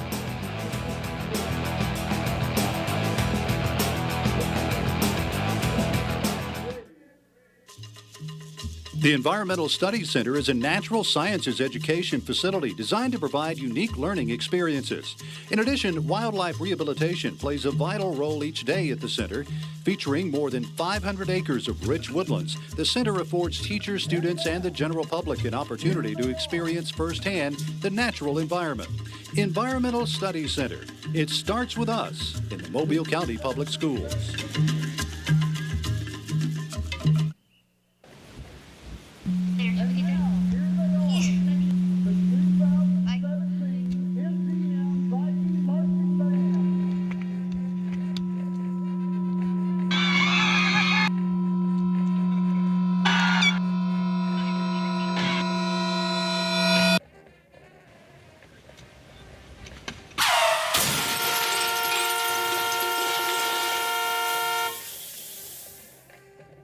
Hello, I'm Helena Tyler. I would like to invite you to join me for Inside Education. Come with us as we take a look at what's happening around Mobile County Public Schools, as well as what's happening in your child's classroom. That's Inside Education, right here on the MCPSS TV network.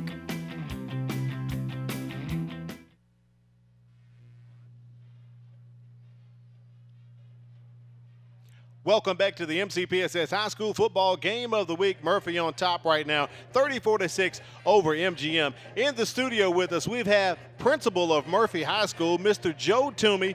Mr. Toomey, how are you doing this evening? Doing great, having a good night. Having a good night. I saw you down on the field earlier taking some passes with some of the guys. A lot of people may not know that, but you have some athleticism in your background, not just being a principal, but a coach and a player as well. Yeah, a little bit before the rotator cuff surgery anyway.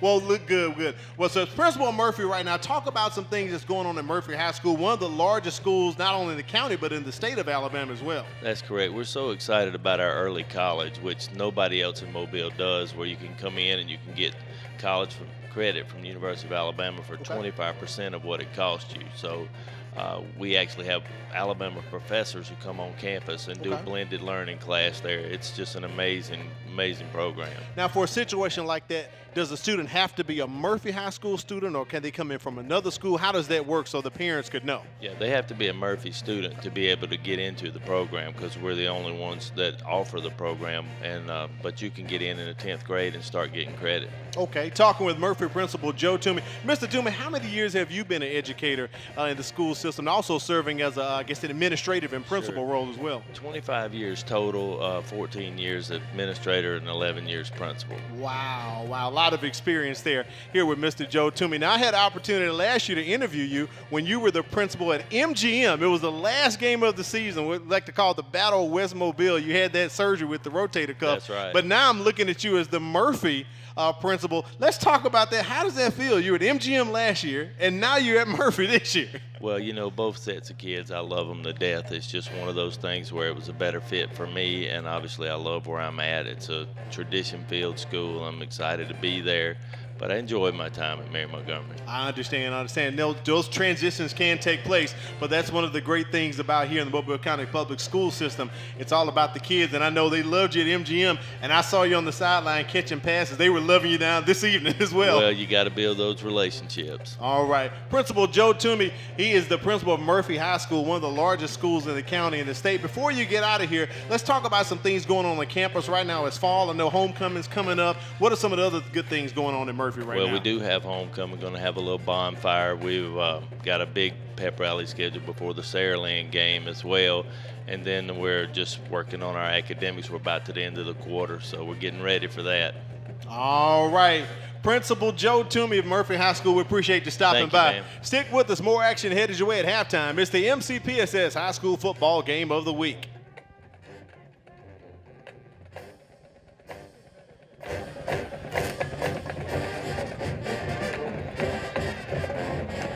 I'm Todd. And I'm Terry, and we'd like to invite you to join us as we take a look at nature in ways that you've never seen before. Come travel with us as we go coast to coast to uncover some of the most interesting animals. And some of the most beautiful scenery that's offered outdoors. You can join us on our nature adventures right here on the MCPSS TV network.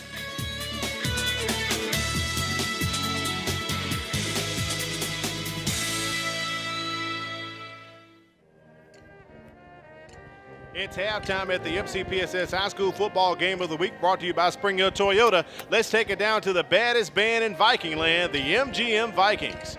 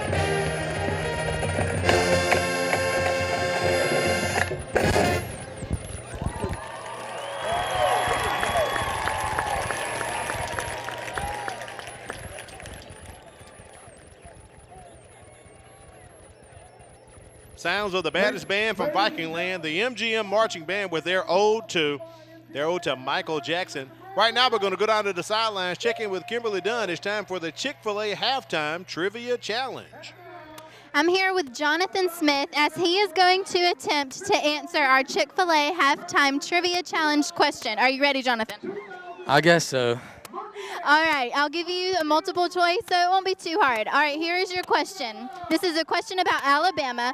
So what is the tallest point or mountain in the state of Alabama? Here are your choices. Morton Hill, Big Oak Mountain, Mount Cheehaw or Flagpole Mountain? Well, this is just going on base what I think sounds the best. I think Mount Cheehaw is a good high point for Alabama. And you had no clue prior. Not a clue.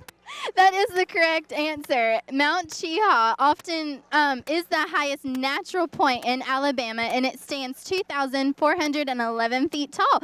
So you are the proud owner now of this Chick-fil-A prize and this awesome Mobile County Public School Systems Cup. Thanks so much, Jonathan. Kimberly, we do appreciate that. The Chick-fil-A Halftime Trivia Challenge. Now we're going to take you on the high down to the field. It's time for the Marching Murphy Panther Band.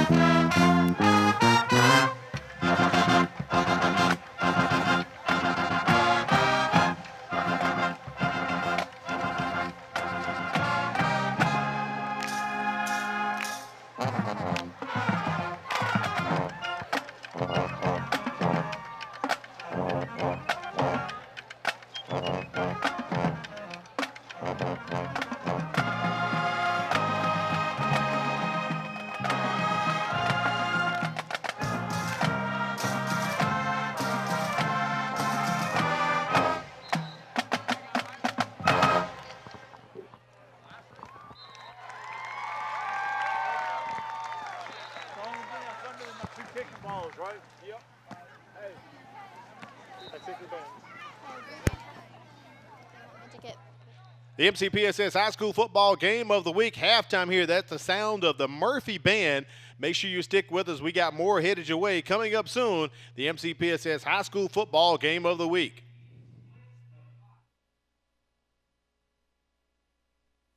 To be in the AP program, it not only offers you great opportunities in the classroom, but also outside. Like being a member of the AP program, I can come into college already being a sophomore in college, so I can completely skip 1 year just by completing all my AP credits and by taking the classes and passing the exams. I would recommend other students to take AP classes because being a member of the program offers so many benefits and helps you decide what you want to do in the future and where you want to go with your life. As Alabama's first and largest school system, Mobile County Public Schools prides itself on the high quality of education we provide our students. We have been successful over the years in raising our graduation rates and have been recognized nationally for closing achievement gaps. We believe that our primary focus is to educate all students to become productive citizens. This is our commitment to them and to you.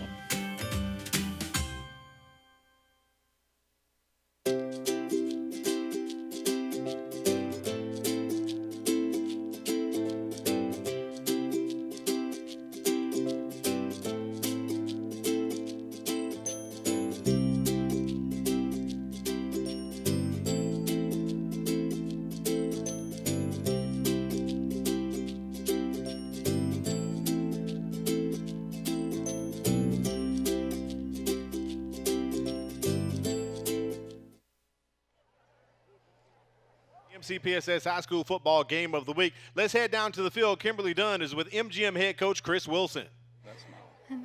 I'm here with Vikings coach, Coach Wilson. Coach, what was the atmosphere like in the locker room during halftime?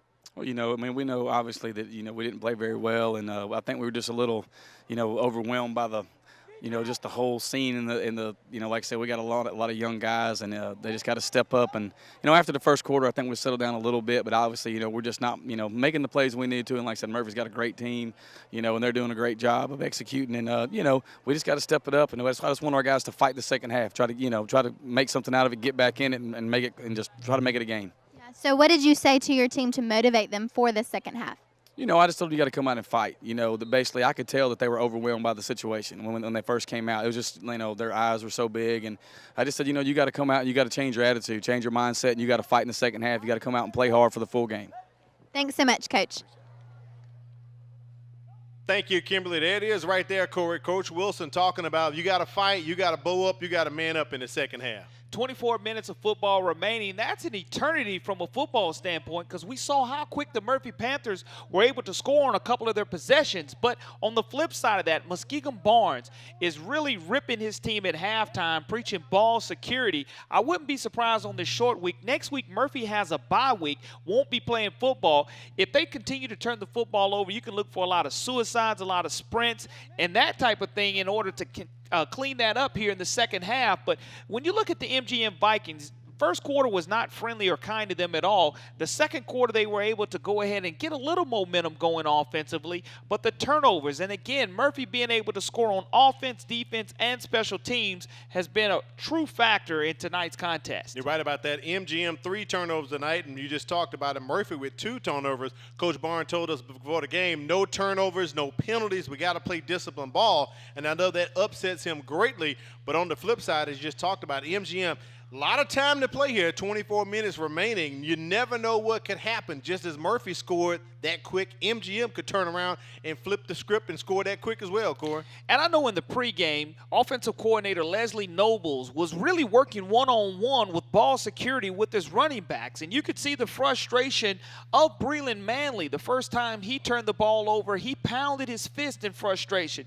You look at the strip that Lamar Harris had, really not securing the football. So, again, if you're looking to continue to improve, especially going into a bye week. I know offensive coordinator along with Muskegon Barnes really stressing taking care of the pigskin. You go back and you look at Corey's checklist for Murphy. Number 1 on the list was Panther pigskin protection, and that's something that has not really occurred tonight. He knows they have to clean that up as they continue to go forward in this season and continue to go forward here in the second half. Murphy will receive the second half kickoff as they come out on the field here, up 34-6 over MGM. Complete domination there in the first half, but MGM had opportunities to get on the board. They went for it on 4th down twice, came up a bit short. Ethan Duke's going to be handling the kickoff for MGM, and of course Darnell Thomas back to receive for Murphy. It'll be interesting to see right here on special teams. That's another area that the Panthers continue to improve upon here in the second half. Duke punches it up in the air, caught by one of the up guys for Murphy. He downs the ball right about the 31-yard line. That Michael Jefferson. An immediate miscommunication right off the kickoff. 2 guys in the same area in the same spot. Luckily, the Panthers were able to pounce on that pigskin. They'll take over and retain possession of the football here to start the second half. An early dose of running the football was very effective. We saw one running play. Breland Manley took it some 60 yards to the house on 1 touch. Was pretty much untouched. We saw Maurice Robinson also score with his legs. So let's see if Coach Nobles decides to go ahead and continue to ground and pound the football or open it up with the dynamic arm that Robinson has also. Miller in the I formation. He takes the handoff. Anthony Miller brought down behind the line of scrimmage. Loss about 2 or 3 on that play. Good job defensively of the outside linebacker and impact player, Braxton McNair. Again, we mentioned he leads this Viking team in tackles with 25 coming into this contest tonight. Was Johnny on the spot creating the loss for the Panthers on 1st down. 2nd and 13. Darnell Thomas here on the near side along with A.J. Lewis lined up in the slot. Little fake quick handoff. Quick throw to Noble out there. Did not get back to the line of scrimmage. He's short, so it's going to be 3rd and long for the Panthers. Good tackle by the safety of the Vikings, Markel Batiste, coming up from his roller position, wrapping up the feet. If you're going to stop an effective runner, you go ahead and you chop the legs right out from under him. 3rd down and long for the Panthers.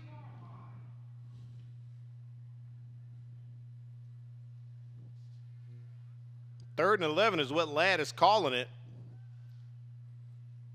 Robinson with a quick little dump pass to A.J. Lewis. Not enough for the 1st down. So MGM comes out in the second half. It's a 3 and out, and they hold, Corey.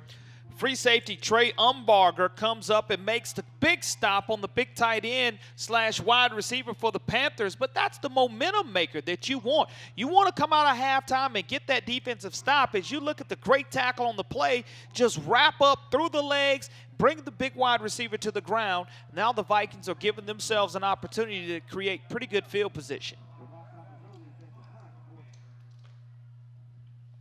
Back to receive for MGM, Henry Jackson. He stays away from that very short kick by the Panthers, rolling backwards, and they down it right about at the 47, 48-yard line. We'll be down by number 35, Karan Marion on special teams, but that ball was bouncing backwards, taking the Viking bounce. They took over with the first possession of the second half and pretty fair field position, Al, and that's going to be very important, again, on 1st down to stay ahead of the yard marker. You don't want to put yourself in silly situations. We saw the first play of the game, delay a game, false starts. 1st and 15 is tough to manage. Couple flags on the play there. Here's referee Jimbo Perez with the call. We have a double foul. We have a dead ball, personal foul here. We have a dead ball, personal foul here. They offset. 1st down. All right. A personal foul here, a personal foul there, and we go absolutely nowhere. We'll just start over right again, Al. You're right about that, Corey. Ball on the 48-yard line. MGM first possession of the second half. A great stop right there against the Panthers. 3 and out, and they get the ball. Great opportunity here. I see Coach Wilson taking as much time as he can with this Vikings to get them ready. They come out storming on the field, ready to go 1st and 10. Well, you look at the situation of the Vikings, and we talked about Jacoby Daniel in the first half, trying to get a couple of completions under his belt, getting a little confidence. They spread the field to where they can run that run-pass option. Let's see what Coach Wilson comes up with here. Martin trying to go up the middle and can't get anywhere. Let's take a look at the first half stats tonight, Corey. And that's going to kind of tell the tale of the game.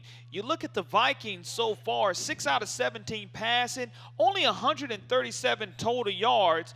On the other hand, you look at the Murphy Panthers with 302 total yards, 96 passing yards, and 206 rushing yards. Wow. That's the difference in the game. The turnovers, Coach can't be happy with. 2nd and 9 is the call right here. Daniel looking to connect. Looked off Henri Jackson. Instead, gets it out to number 22, J.D. Walter, for a couple yards, maybe right at the midfield stripe. But the most important thing is it is a completion. So anytime you can get completions, as we take a look at the replay, a little quick 3-step drop, throw out to his wide receiver, good tackle out of bounds, but it is a completion nonetheless, going to bring up 3rd down and 8 for the Vikings. Ball right at the midfield stripe. We're looking right at it. 3rd and 8, Corey, as you said. Daniel looking around, Walter in motion. Fakes the handoff to Martin, escapes the pocket, does get it released and could not connect. Tried to hook up with Devin Thigpen, so that takes MGM to 4th down. Good pressure of the pocket. Kendall Adams from his defensive tackle position just bowled over the offensive lineman, made Jacoby Daniel almost throw another interception. We saw him throw a pick 6 early after he overthrew a wide receiver and made it easy for the Panthers to return it for the pick 6. But second opportunity now for the Panthers here in the second half to have the ball offensively. Back to receive from Murphy. Garrett Hamilton. Thomas not back there. Here's the kick from Duke. Nice kick. Hamilton stays away from it. And MGM down into the ball right about at the Murphy 18-yard line. Let's take a look at some scores from last week. MCPSS schools in action. Week 3, LaFleur on top of Rain, 22-0. Of course, right there, Bryant over Robertsdale picking up a win, 29-22. Davidson over Foley picked up their first win as well. The big one down there in Theodore and Baker, 26-14. Baker's quarterback, Devin Robinson, went down in that game. Also a close one in Baldwin County. A lot of people thought Blount lost that game, but they did not. 24-19 remains undefeated. Fairhope all over MGM. Of course, the Battle of the Cannon last week, McGill won it. And Citronelle with that big upset of Viger. Viger 0-3, Corey. Quite a surprise here in the Mobile County area. The Viger Wolves will have the Faith Academy Rams tomorrow night, have an opportunity to get that first win of the season. But I know one thing's for sure, Coach Scott's going to have the Wolfpack mentally prepared, and you'll see a much better performance by Viger this week. Second down for Murphy. No gain on the play. We'll call it 2nd and 10.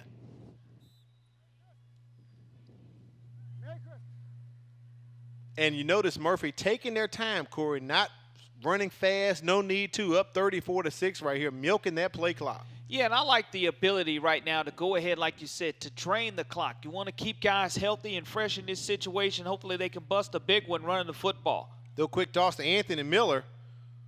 He goes outside the edge, gets to the number on the near side here, maybe picks up 3 or 4. I wonder if the game continues this way, maybe if Murphy picks up a score or they run enough clock. I wonder if Coach Barnes is going to make that decision to pull Maurice Robinson out, Corey. I think he's going to stay in for some reps because you look at the bye situation that they're going to have next week. It's important to get the reps, and as long as you're not doing anything that's going to put the quarterback at risk, pitch left, pitch right, give it up the middle, let your guys run over the big right tackle or the left tackle situation, Maurice Robinson should stay clean for the rest of the night. 3rd and 4 right now. Murphy trying to move the sticks. Little fake handoff, and he connects with A.J. Lewis up the middle. He passes the Jaguar logo, and he's headed toward the end zone for 6. Touchdown, Murphy Panthers. Number 14, A.J. Lewis, the big tight end, on the board again. 76-yard touchdown strike. Been waiting to hear from A.J. Lewis. So much for the running strategy for the Panthers. Coach Leslie Nobles, the offensive coordinator, dials up a wonderful passing play right down the seam on the crossing route was the big tight end, and it was just a foot race, and A.J. Lewis refused to be denied, takes it to the house for 6 more. 6'4", 215-pound senior said, no problem, Coach, I'll give you 6. Peyton Archer on for the point after attempt. We've seen a slew of Panthers kicking tonight. Archer's kick is up, and it is good. Murphy on top right now, 41-6 over MGM. We'll be back with more action. You're watching the MCPSS High School Football Game of the Week.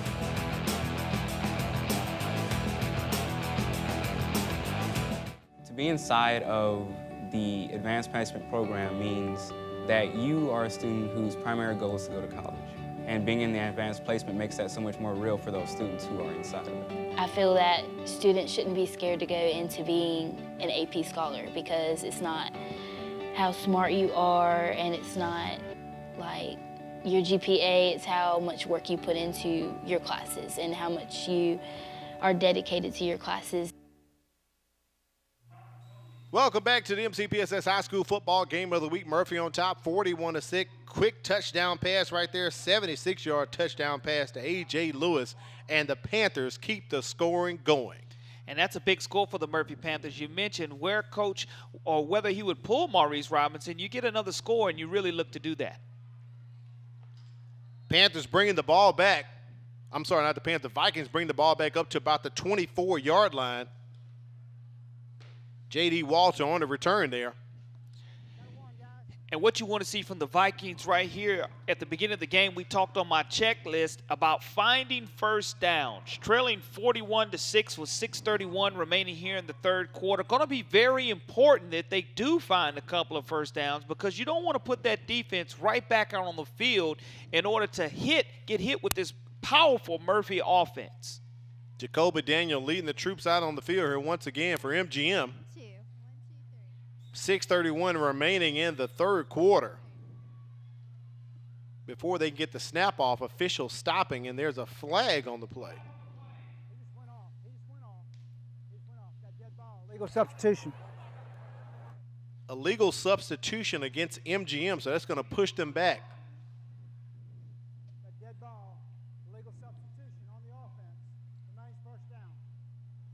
Push them back 5-yard score. We've seen that happen a few times tonight before they can get the first play off. A penalty being called. Got to keep your head in the game. Got to keep your head in the game.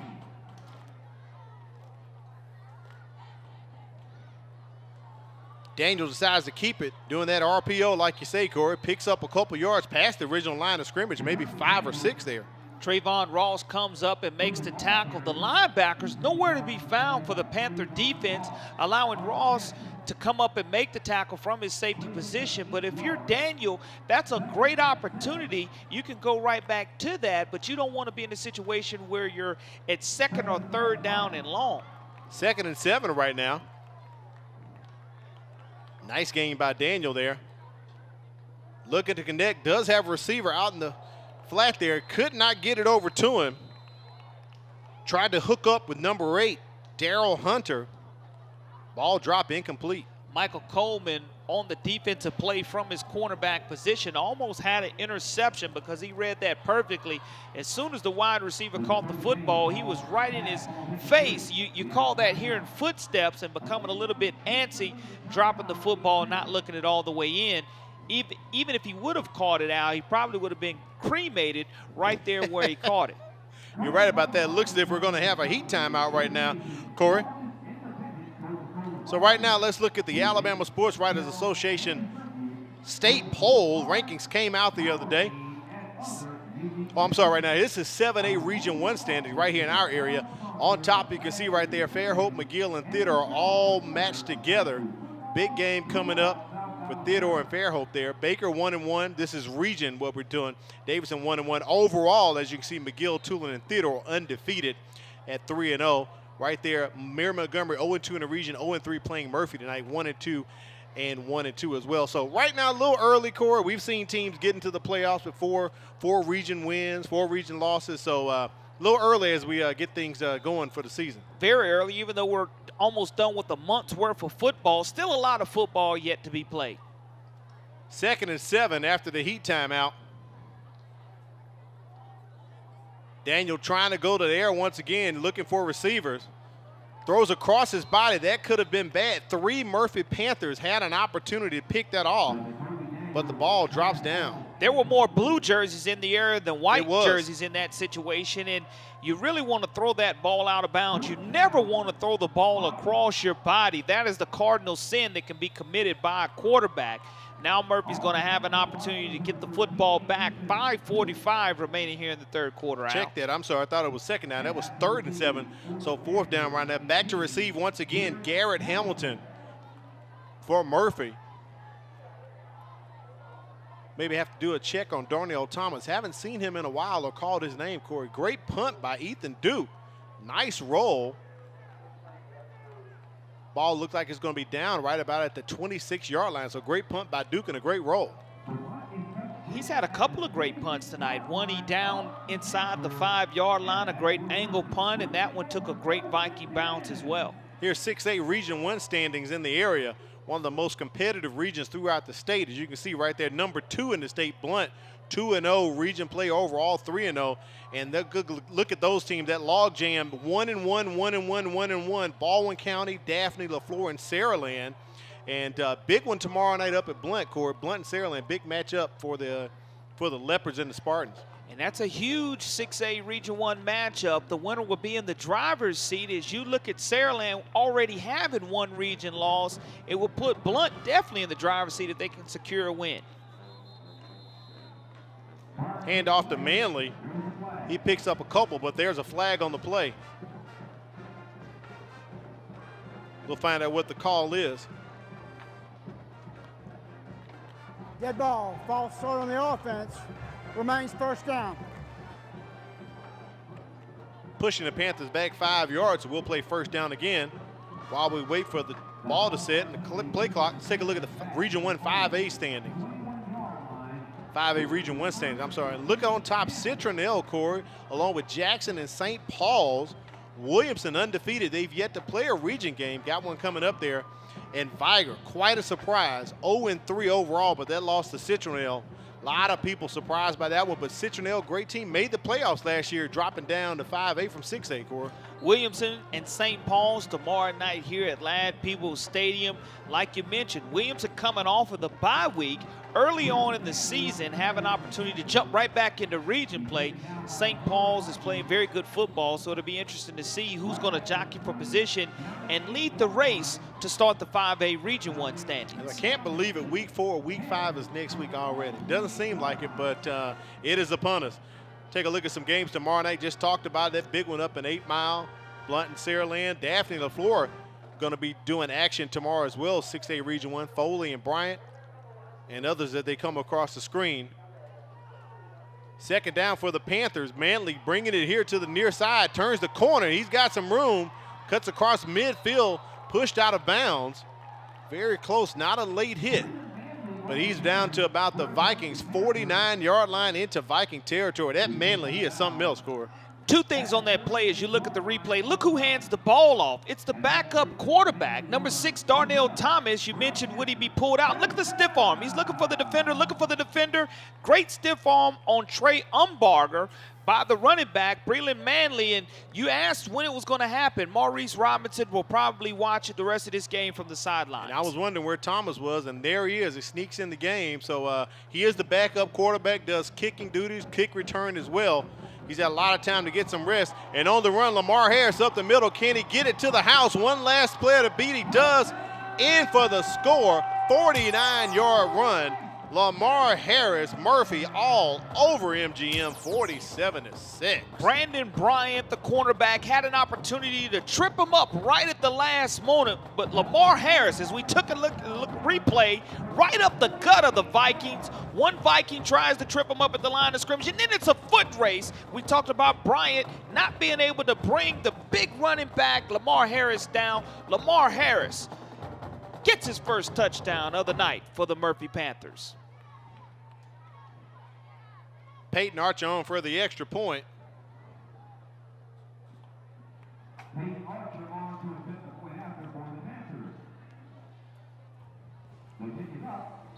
He gets the kick up, and it's good. Murphy on top, 48-6. Don't move. We're back with more action. It's the MCPSS High School Football Game of the Week, brought to you by Spring Hill Toyota. Hello, I'm Helena Tyler. I would like to invite you to join me for Inside Education. Come with us as we take a look at what's happening around Mobile County Public Schools, as well as what's happening in your child's classroom. That's Inside Education, right here on the MCPSS TV network.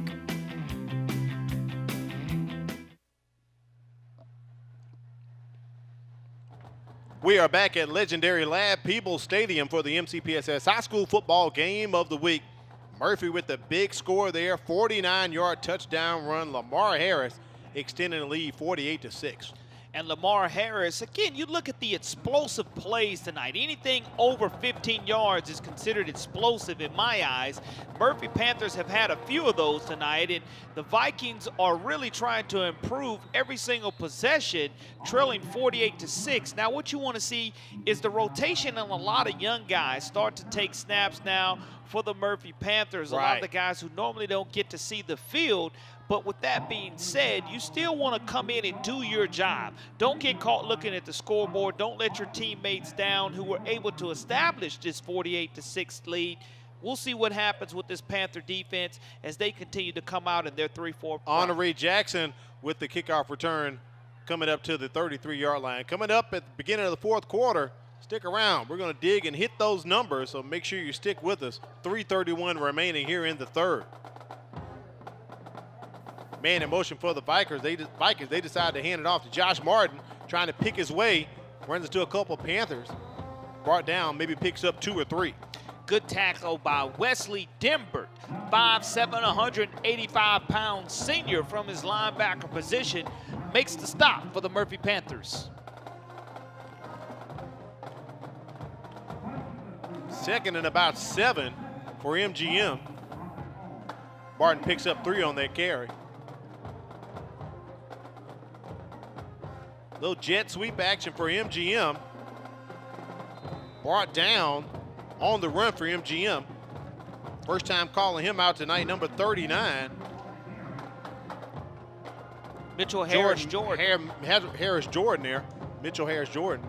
He picks up a couple. And that's a positive run for the Vikings. That's something that you want to see. You want to see positive yards on second and third down. Brings up third down and 2 for MGM. This is doable, Corey. They could get the first down. Good positive plays here for MGM, and there it is to Martin. Hole right up the middle of the first down as he approached the midfield stripe. Some flags coming in late. Wonder if we had a late hit on that play, maybe a personal foul. And with the transition and the shuffling of players, again, you want to see the Murphy Panthers continue to remain crisp. Don't want to get caught slipping. I know the defensive coordinator, John Lambert, is going to make sure that he's telling those guys, look, we need to tighten up a little bit. We want to hold MGM to 6 points. That is a personal foul against Murphy. That won't sit well with Coach Barnes at all. That's giving up 15 big ones, Corey. Last week, the Vikings lost to Fairhope 43-14, and in the second week of play, of region play, they lost 41-6 to Theodore. Personal foul, ball on the play, on the defense. First down. First 10, ball on about the 36-yard line. MGM on the move. Good drive they have right here. Martin gets about 1 or 2 on that carry. Good stop by the linebacker, number 35. That's going to be Karan Marion. He made a tackle earlier on special teams. He's the 5'10", 220-pound sophomore. Brings up second down and long for the Vikings. Ball sitting right about the 35-yard line. Daniel looking over to the sideline. Play clock approaching 10 seconds as we approach the end of the third quarter. They're definitely feeding it to Martin tonight. Down 48-6. They're still trying to keep that run game going, and he's tackled for a loss. And I like Karan Marion. He's been active in this opportunity as the backup linebacker, playing from his stinger linebacker position. We just mentioned him on the aforementioned play, and here he is back-to-back plays from his linebacker position, making tackles 3rd and 10 for the Vikings. Trips at the bottom of the screen on the near side here. And they're looking to pass. Low screen out to Martin. He is wrapped up and brought down, Corey. Hakima Anderson making the big play, a defensive back, 185 pounds, 6'1" senior, read that delayed screen play perfectly, came up and made a textbook tackle, no gain on the play. 4th down, of course, MGM's going for it right here. Less than 1 minute remaining in the 3rd quarter, nothing to lose, down 48-6, playing for pride here, Corey. And as we go into the 4th quarter, one of the things we have yet to see is a running clock, and that's something that may occur here in the 4th quarter for the Vikings. I believe MGM has called timeout. Coach Chris Wilson out on the field talking to his kids. He calls timeout. 19 seconds remaining here in the 3rd quarter. At Media Days, asked Coach Wilson what attracted him to MGM. He said it's a lot like where he grew up, blue-collar, hard workers. They know they've got some struggles, but the program needs stability and leadership. A lot of coaches have gone through MGM past couple years, Corey. And that's something he wants to bring is stability, and I think he'll do a great job. Sorry about that, Corey. Let's take it down to Kim, check in with her on the sideline. Hey guys, before the game, I was able to speak with Coach Barnes and ask him what sets his team apart from the Montgomery Vikings. And he told me these guys are just competitive. They love to play the game. And that's what we're seeing here tonight because they're not even looking at that scoreboard. They're just concerned about continuing to play the game hard and good and with efficiency and with excellence. Thank you, Kim. You're right about that. Play it hard, play it efficient, play it with excellence. You were just talking about it, Corey. And that's a great point that Kimberly brings to us from the sideline. She's down there on the field where all the action is taking place and can hear those coaches coaching them up from the sidelines. 4th and 10, looking like the last play possibly of the 3rd quarter. Daniel has time trying to connect with the receiver, throws across the middle. There's a flag on the play. That stops the clock at 12 seconds. And that's an easy call to make against the defender, Braxton Turk, as we take a look at the replay. Good job of rolling out by Jacoby Daniel. He lets it rip, and unfortunately the defensive back, Braxton Turk, 5'9", 175-pound junior, face guards the wide receiver, and the referee, the back judge, is going to see that every single time. Any way that you can move the sticks, especially on that 4th down situation. Line of game makes 1st down. So PI against the defense, 1st and 10. That gives MGM life again to try to get on the board. Ball sitting at about the 21-yard line. Little quick handoff to Martin. He's met right at the line, Corey. Good tackle. And once again, it's number 35, Mr. Karan Marion, being Johnny on the spot from his stinger linebacker position. And that'll be the last play of the 3rd quarter. You're right about that. It's going to take us in the 3rd quarter. Don't move. We'll be back for the last quarter, 4th quarter of the MCPSS High School Football Game of the Week.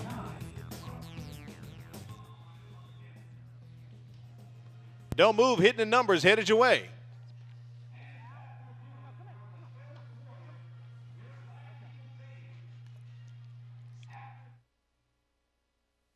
Get ready, we're hitting the numbers. As we kick off week 4 of this season, we dig into the history of Murphy and MGM, 2 of the largest enrolled schools in the state. But their football programs throughout the years have been on 2 totally different levels. So let's get to it. Tonight, we focus in on the number 3. MGM started playing football back in 1947, and they've had 17 head football coaches in the history of the program. But only 3 of them have had a winning record: Charles Leverett, Tommy Davis, and Scott Leslie. And speaking of winning, out of the 28 times MGM and Murphy have played each other, the Vikings have only beat the Panthers 3 times. Last year, then back in 2001 and 2002. Since we're on 2002, MGM has only been ranked in the state poll 3 years: 1962, 1965, and you guessed it, their last appearance in 2002. Now across the field, Murphy is a school that has been known over the years for having a successful winning program, and one that is always recognized in the state poll. But surprisingly, the Panthers haven't been ranked in the state poll since week 3 of last year, when they were were ranked 8th in the state, and that's hitting the numbers. Always love the Hitting the Numbers segment right here on the MCPSS TV network. And one more number that's very, very impressive and probably kind of surprising is Murphy High School has only won one state title in their history. 1983, they were state champions. As we begin play here in the fourth quarter, somebody who has been hitting the numbers are the Murphy Panthers. Not only are they hitting the numbers, they're hitting the scoreboard to a tune of 48-6, Al. You're right, Corey. They're definitely hitting some numbers tonight. As we go into the fourth quarter here at Ladd People Stadium, I'm Al Wheaton, Corley Bounty. Down on the sideline, Kimberly Dunn. It's our last quarter of action here. Ball on the turf, juggled and fumbled, but Jacoby Daniel grabs it and saves a turnover. That could have been costly. And that's something that you don't want to see if you're the Vikings, as you're trying to drive down and get into the red zone area and put 6 more points on the board. Going to bring up a 3rd down and about 8 yards to go for the Vikings. Once again, something else we've noticed. After a break, MGM coming back, Corey, and things just not quite together there. Daniel does connect, gets it up to the receiver. We've called his number just recently, Jordan Harris Mitchell, but he's short of the 1st down. That was 3rd and 8. Inside the red zone, of course, MGM going for it here.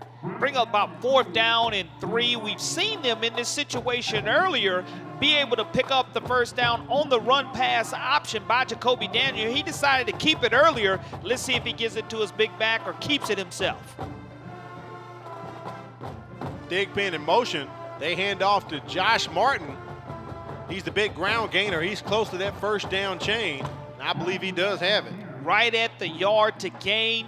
It looks like it is going to move the sticks. It's going to be bringing up a 1st down and a fresh set of downs for the Vikings, which is exactly what they needed to do. As we mentioned earlier in the checklist, they needed to find 1st downs. Well, they found one there in the red zone, trying to stick 3, 4, 5, 6, possibly 7 or 8 points on the board if they're able to score and get a 2-point conversion.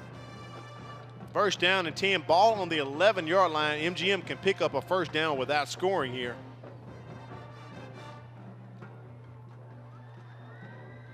Daniel keeps it this time, picks up a big gain, maybe 8 or 9 yards. Big gain right there for the Vikings, and a positive gain on 1st down as they continue to keep their 1st string offense out on the field. You look at what's coming up for the Vikings next week. They play Elmer Bryant at home, but in this 2nd and goal situation, the Vikings want to put 6 on the board, Al. Yeah, just 2nd and 3, Corey. They could get 1st down. We're going to find out. A little big jumbo set here for MGM. But I believe we have possibly a timeout.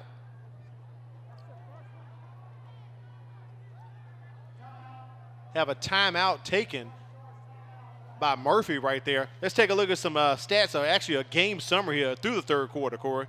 Joshua Martin was able to get MGM's only score of the game off his 5-yard rushing touchdown. And you look at Breland Manley, out of the 116 rushing yards and 1 touchdown he has, he ripped off one of those long runs early in the 1st quarter of some 62 yards. The dynamic quarterback, Maurice Robinson, finished his night early in the 3rd quarter out 7 out of 12, 179 yards, 2 touchdown passes, and 1 rushing. Yeah, that's great work for Robinson right there. I'm not surprised Coach Barnes pulled him out, Corey. No need to leave him in there. Guy's great, got great ability. Why get your quarterback hurt? And we know pretty much the majority of offense is going through Maurice Robinson. Not only that, Al, you're looking at a situation where his team next week is coming off of a bye or going into a bye. Right. So with that bye coming up right into week number 5, that's going to be key for the Murphy Panthers staying healthy going forward in region play. Jersey Mike Subs, got to thank them, man. Great opportunity tonight. Fed the crew. Jersey Mike Subs, a sub above, Corey. 3 locations here in town. Check them out. A new one's coming up on Dolphin Street, probably to open up early in October, but there's one on Highway 98 in Daphne, as well as one on Airport Boulevard. Jersey Mike's a sub above. And also a big shout out to our folks, David Bowen Sporting Goods, getting us hooked up with the apparel, looking good tonight. Murphy on top, 48-6. They looking good. MGM trying to look good and get in the end zone. Jacoby Daniel keeps it, and he dives in. That's a score. Jacoby Daniel with the 3-yard run picks up a touchdown for MGM. And I like the fact, and Coach Wilson's going to be very happy that his team did not quit. That was a nice drive that was set up by the Vikings. They went ahead and kept their first string in, and if you're going to make them pay, you look at a quarterback keeper all the way. Jacoby Daniel just lowers his head, rushes forward, and is able to put 6 more on the board for the Vikings. Looks like MGM possibly going for 2 here.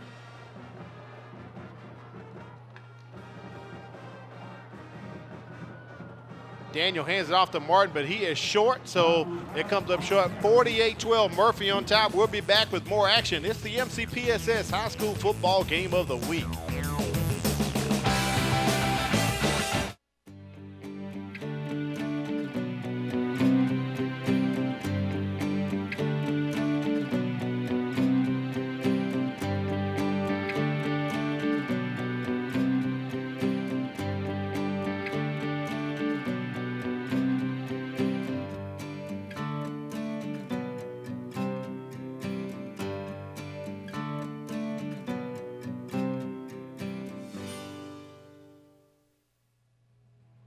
You're watching the MCPSS High School Football Game of the Week, brought to you by Spring Hill Toyota.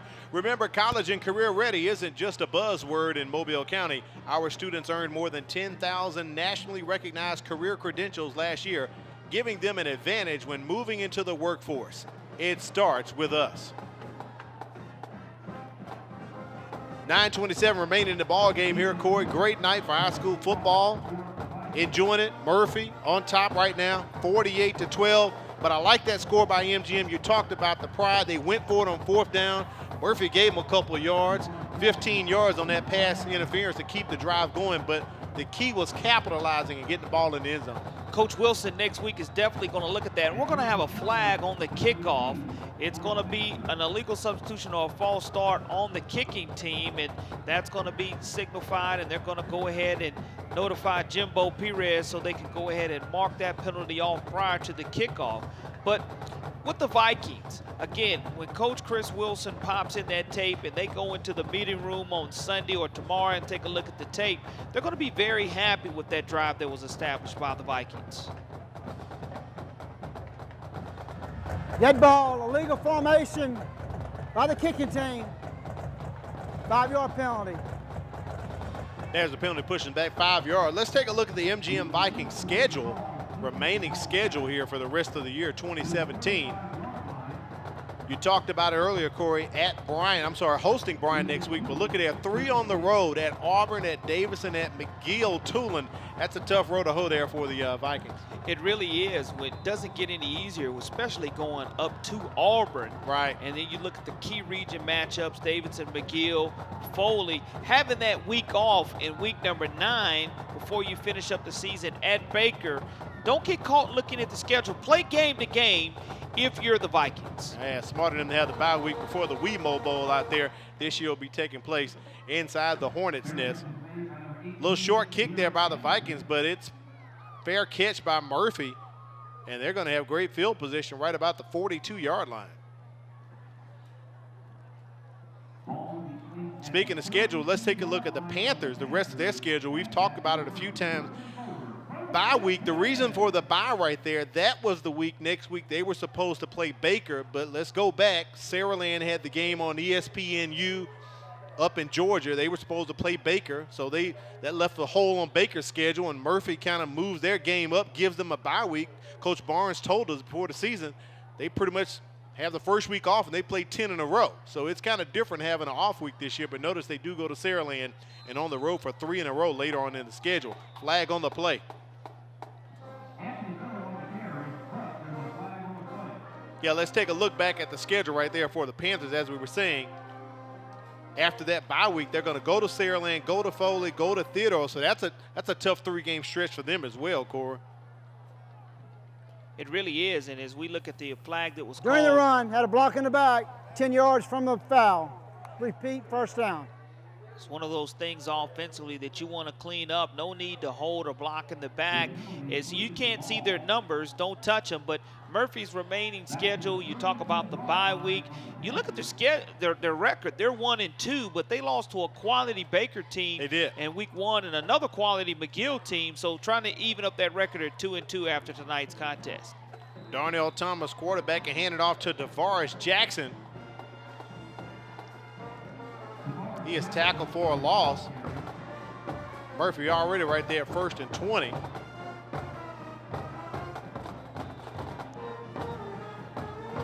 Second down for the Panthers as we dig deep into the 2 deeps in the roster, Corey. Coach Barnes bringing in a lot of guys, getting them some reps, getting them some playing time with this game pretty much out of reach right now. And it's going to be important that those young guys do get some reps. You normally don't get an opportunity to touch the field in a varsity contest. In this situation, with the running clock probably being established after the heat timeout, go ahead and execute and maximize your opportunities to be out on the field on a Thursday night. 2nd and 21. Thomas looking to connect, cannot, decides to keep it. He can run. He's a kick returner, punter, backup quarterback, does it all. Picks up a couple yards. Takes Murphy to 3rd down. You look at the replay, he didn't see any of his wide receivers. Goes ahead and tucks it, runs a little stutter step juke, tries to get some extra yards. Great cleanup tackle by the Vikings on the play. And when you look at the Vikings again, no quit. Jared Dunn, the linebacker, 5'9", 162-pound junior, makes the stop for the Vikings. 3rd and 15. Oh, look at that beauty right there. Gotta love them when they're that young, Corey. Got to. She's already checked off her bucket list, Al. You're right. 3rd and 15. Thomas trying to get the ball upfield, cannot. And they're chasing him, and they're bringing him down for a loss. No one was open, so great coverage by MGM on the defense. Runs into the center official in that situation, tried to use him as an extra blocker, but as soon as he hit the stripes, he bounced backwards. There it is, the 7A Top 10 Week 3, brought to you by the Alabama Sports Writers Association. On top, Central Phoenix City. Hoover right there had their first loss of the season, so they're 2-1, always at the top. Right at number 5, McGill-Tulane, still undefeated, 3-0. And Theodore leaps into number 7, Corey. Probably one of the top teams right here in our area. So 2 locals right there in the top 10 at 5 and 7. And as you look at this Vikings team traveling to a top-ranked Auburn team in a couple of weeks, it's going to be key that they don't hang their head. Don't quit. You saw them put 6 points on the board late. Dead ball, illegal substitution, 12 men on the field prior to the snap on the defense, remains 4th down. We've had that call against MGM a few times tonight, illegal substitution there, Corey. And it's going to still bring up a punting situation for the Panthers, and maybe in special teams, the Vikings can go ahead and get them and steal them 6 off the board. Haven't seen a long return by either team tonight. Punt straight up in the air. That punt by Tafazzoli. That may have had a net of maybe a couple of yards, Corey. Literally straight up in the air and straight back down. That ball bounced backwards for the Panthers, and the Vikings are going to take over on the Panthers side of the field. And the last drive that was established by the Vikings wound up with 6 points on the board. You know Jacoby Daniels is going to come and run very hard. It's going to be interesting to see if the Vikings go ahead and change personnel, and they do. They do. They go to the depth chart in this situation, and that's something that you expected. They go ahead, not necessarily wave the white flag, but go ahead and decide to get some other guys reps because they have another huge region game next week. Lucas Harwell in, backup quarterback, handling the duties, throws one to the wide side, connects with Devin Thigpen, picks up a 1st down, and he gets out of bounds to stop the clock right at the 6-minute mark. Take a look at the 6A Top 10 right here. We talked about it earlier. Blunt on top, number 2 in the state, 3-0. And right there at the bottom, Spanish Ford and Daphne as well, making their way into the top 10. So 3 teams right here from our area in the 6A top 10 polls, the state of Alabama. 5:58, we're going to have a heat time out here, Corey. So I thought maybe they would have let it keep running, but we did take our heat time out, so we'll move on to the 5A top 10. We get that one up for you as well. St. Paul's comes in at number 2, and you look at the situation, not a lot of Mobile or Baldwin County teams, even though Viger's at 0-3, they're still getting nominated for possibly cracking the top 10, as well as Williamson being 2-0. But the team that I think that really deserves an opportunity to shot at the top 10 are the Central Wildcats. I agree with you. Going to Pritchard 1 week ago, find that huge win. Rusty Funk and his squad. We had them at the Crichton Optimist Club this past week, awarding them and showing them a little bit of love. That's right. Johnston was the award winner for the Central Wildcats, and want to congratulate Rusty Funk and his team for that big win over Viger last week. That was a huge win. I like that. Williamson getting some votes, and Citronelle as well. But respect for Viger right there, still picking up a vote to get to the top 10 with 1 vote. Harwell hands it off.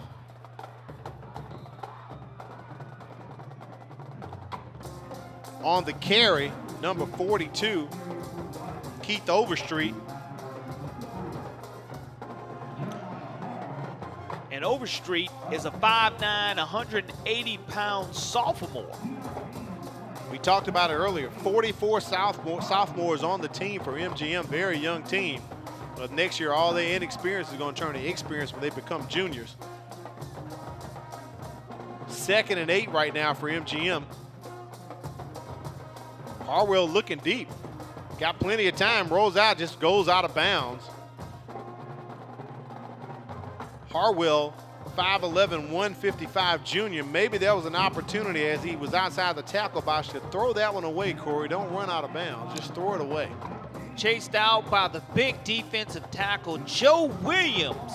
6'3", 225 pounds. I'm throwing the ball away if I have 223 pounds coming at me. I definitely don't want to take that hit.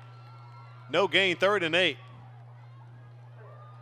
Big handoff right there, quick handoff, number 49, Jeremiah Martin, 5'5", 146, another sophomore. He picks up a few yards, not enough for the first down. I'm sure MGM going for it right here. Tackle made by Timothy Sanders, the 6', 250-pound junior on the play. And like you mentioned, 4th down and probably 5 yards to go. So you know in this situation, what the Vikings need to do is make sure they get the routes past the sticks.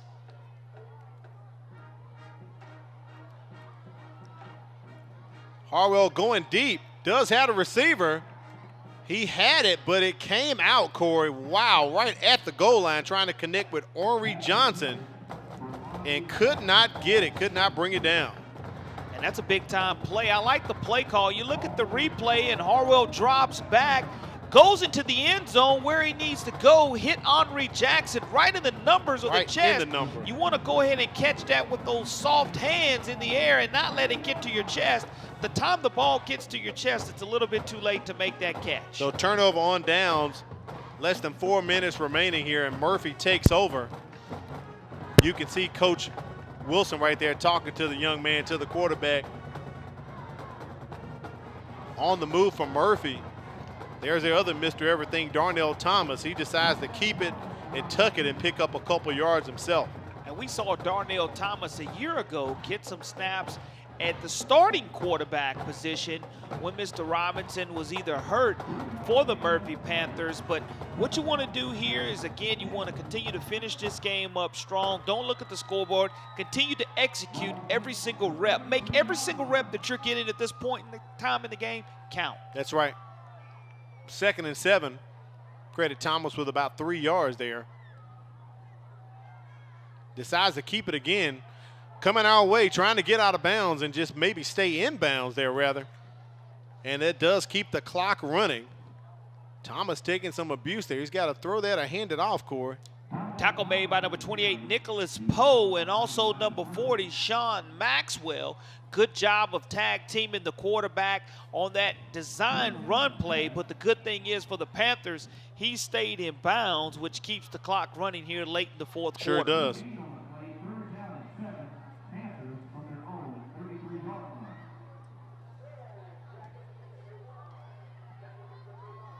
Third and about 7 here. Thomas does hand it off. Gets it off to Tavares Jackson. He's close to the first down marker, maybe a yard short. Tackle made by number 9, Zachary Sims by the Vikings. 5'8", 156-pound senior, getting a little action, getting his name in the stat book as well. 4th down for Murphy. Wonder if Coach Barnes will punt this or call a timeout, discuss it, but it does look as if he's sending out the kicking team here. Play clock hadn't started yet, Corey. I noticed that game clock still running. Play clock has not started. Yeah, it's one play clock is out if you look in the south end zone there. So maybe wonder if we have a malfunction going on. One of those situations to where if you're the Murphy Panthers, you just want to go ahead and waste as much time as you can. And with the running clock situation, the only time it'll change is on the change of possession. So where the punter is lined up, Tafazzoli, the play clock is not functioning. So, of course, naturally, delay of game right there. Referee Jimbo Perez, I mean, Corey, I was sitting there counting. I know he had surpassed 25 seconds easily. Next week, we're right back here at Ladd Stadium, a Thursday night matchup, a big one there, Theodore and Davidson. So we'll be back here at Ladd next Thursday. Be sure and join us. There's the kick. And Jackson fields it right about at the 45-yard line. Change of possession will stop the clock. The Vikings will have an opportunity here to either go ahead and run out the clock or go ahead and try to attack this Murphy Panther defense. No matter what they run, we know that it'll be a situation for the Panthers. Again, I mentioned about getting good reps. It'll be an opportunity for sometimes the second or third string guys, the future ones, to get into the game. 1:08 remaining here in the contest. I'm pretty sure we're going to see Harwell back out again. As Murphy looking to improve their record to 2-2 as they go into a bye week. Coach Barnes said earlier he was looking forward to having that extra couple days off. Playing Thursday buys them a few days here, one or 2 days early in the week, coming off this short week as well. So much needed rest for the Panthers as they go into a bye next week.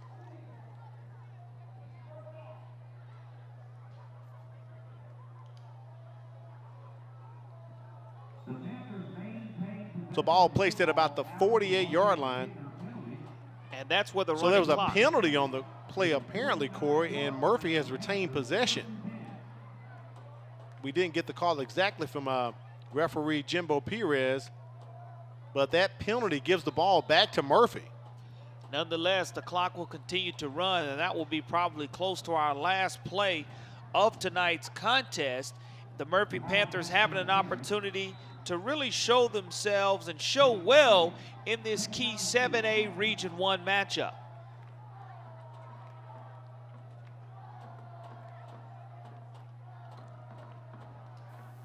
Under 30 seconds remaining here in the contest. This should be close to probably being our last play, barring a penalty to stop the clock.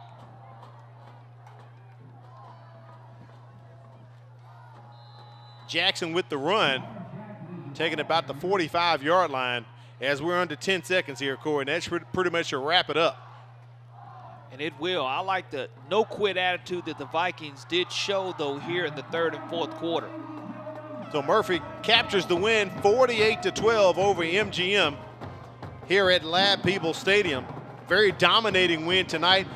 You just talked about it. MGM didn't have a give-up attitude. They tried and tried, had a couple missed opportunities, penalties, shot themselves in the foot. But in the second half, they still put on a good showing for us, Corey. Panther pigskin protection, something Coach Barnes talked about going into the second half. They were able to do that. They eliminated costly penalties. You know, MGM really wasn't able to find first downs in the second half. They didn't give up. They were able to put 6 points on the board. Right. So that was very effective. They go into a huge region game next week.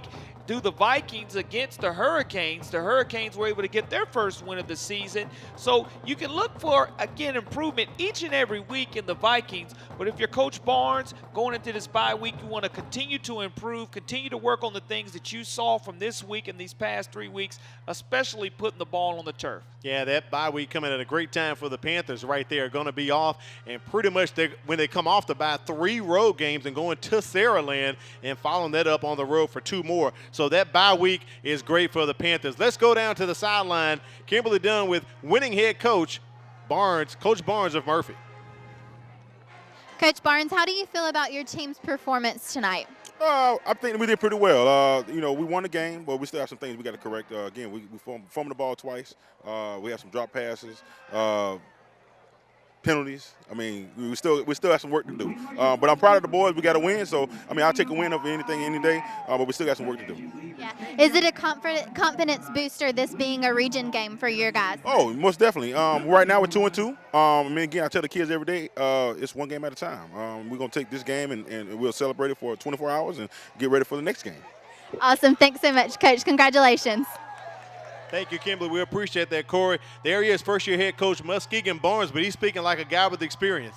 It was a situation where they scored on offense, defense, and special teams.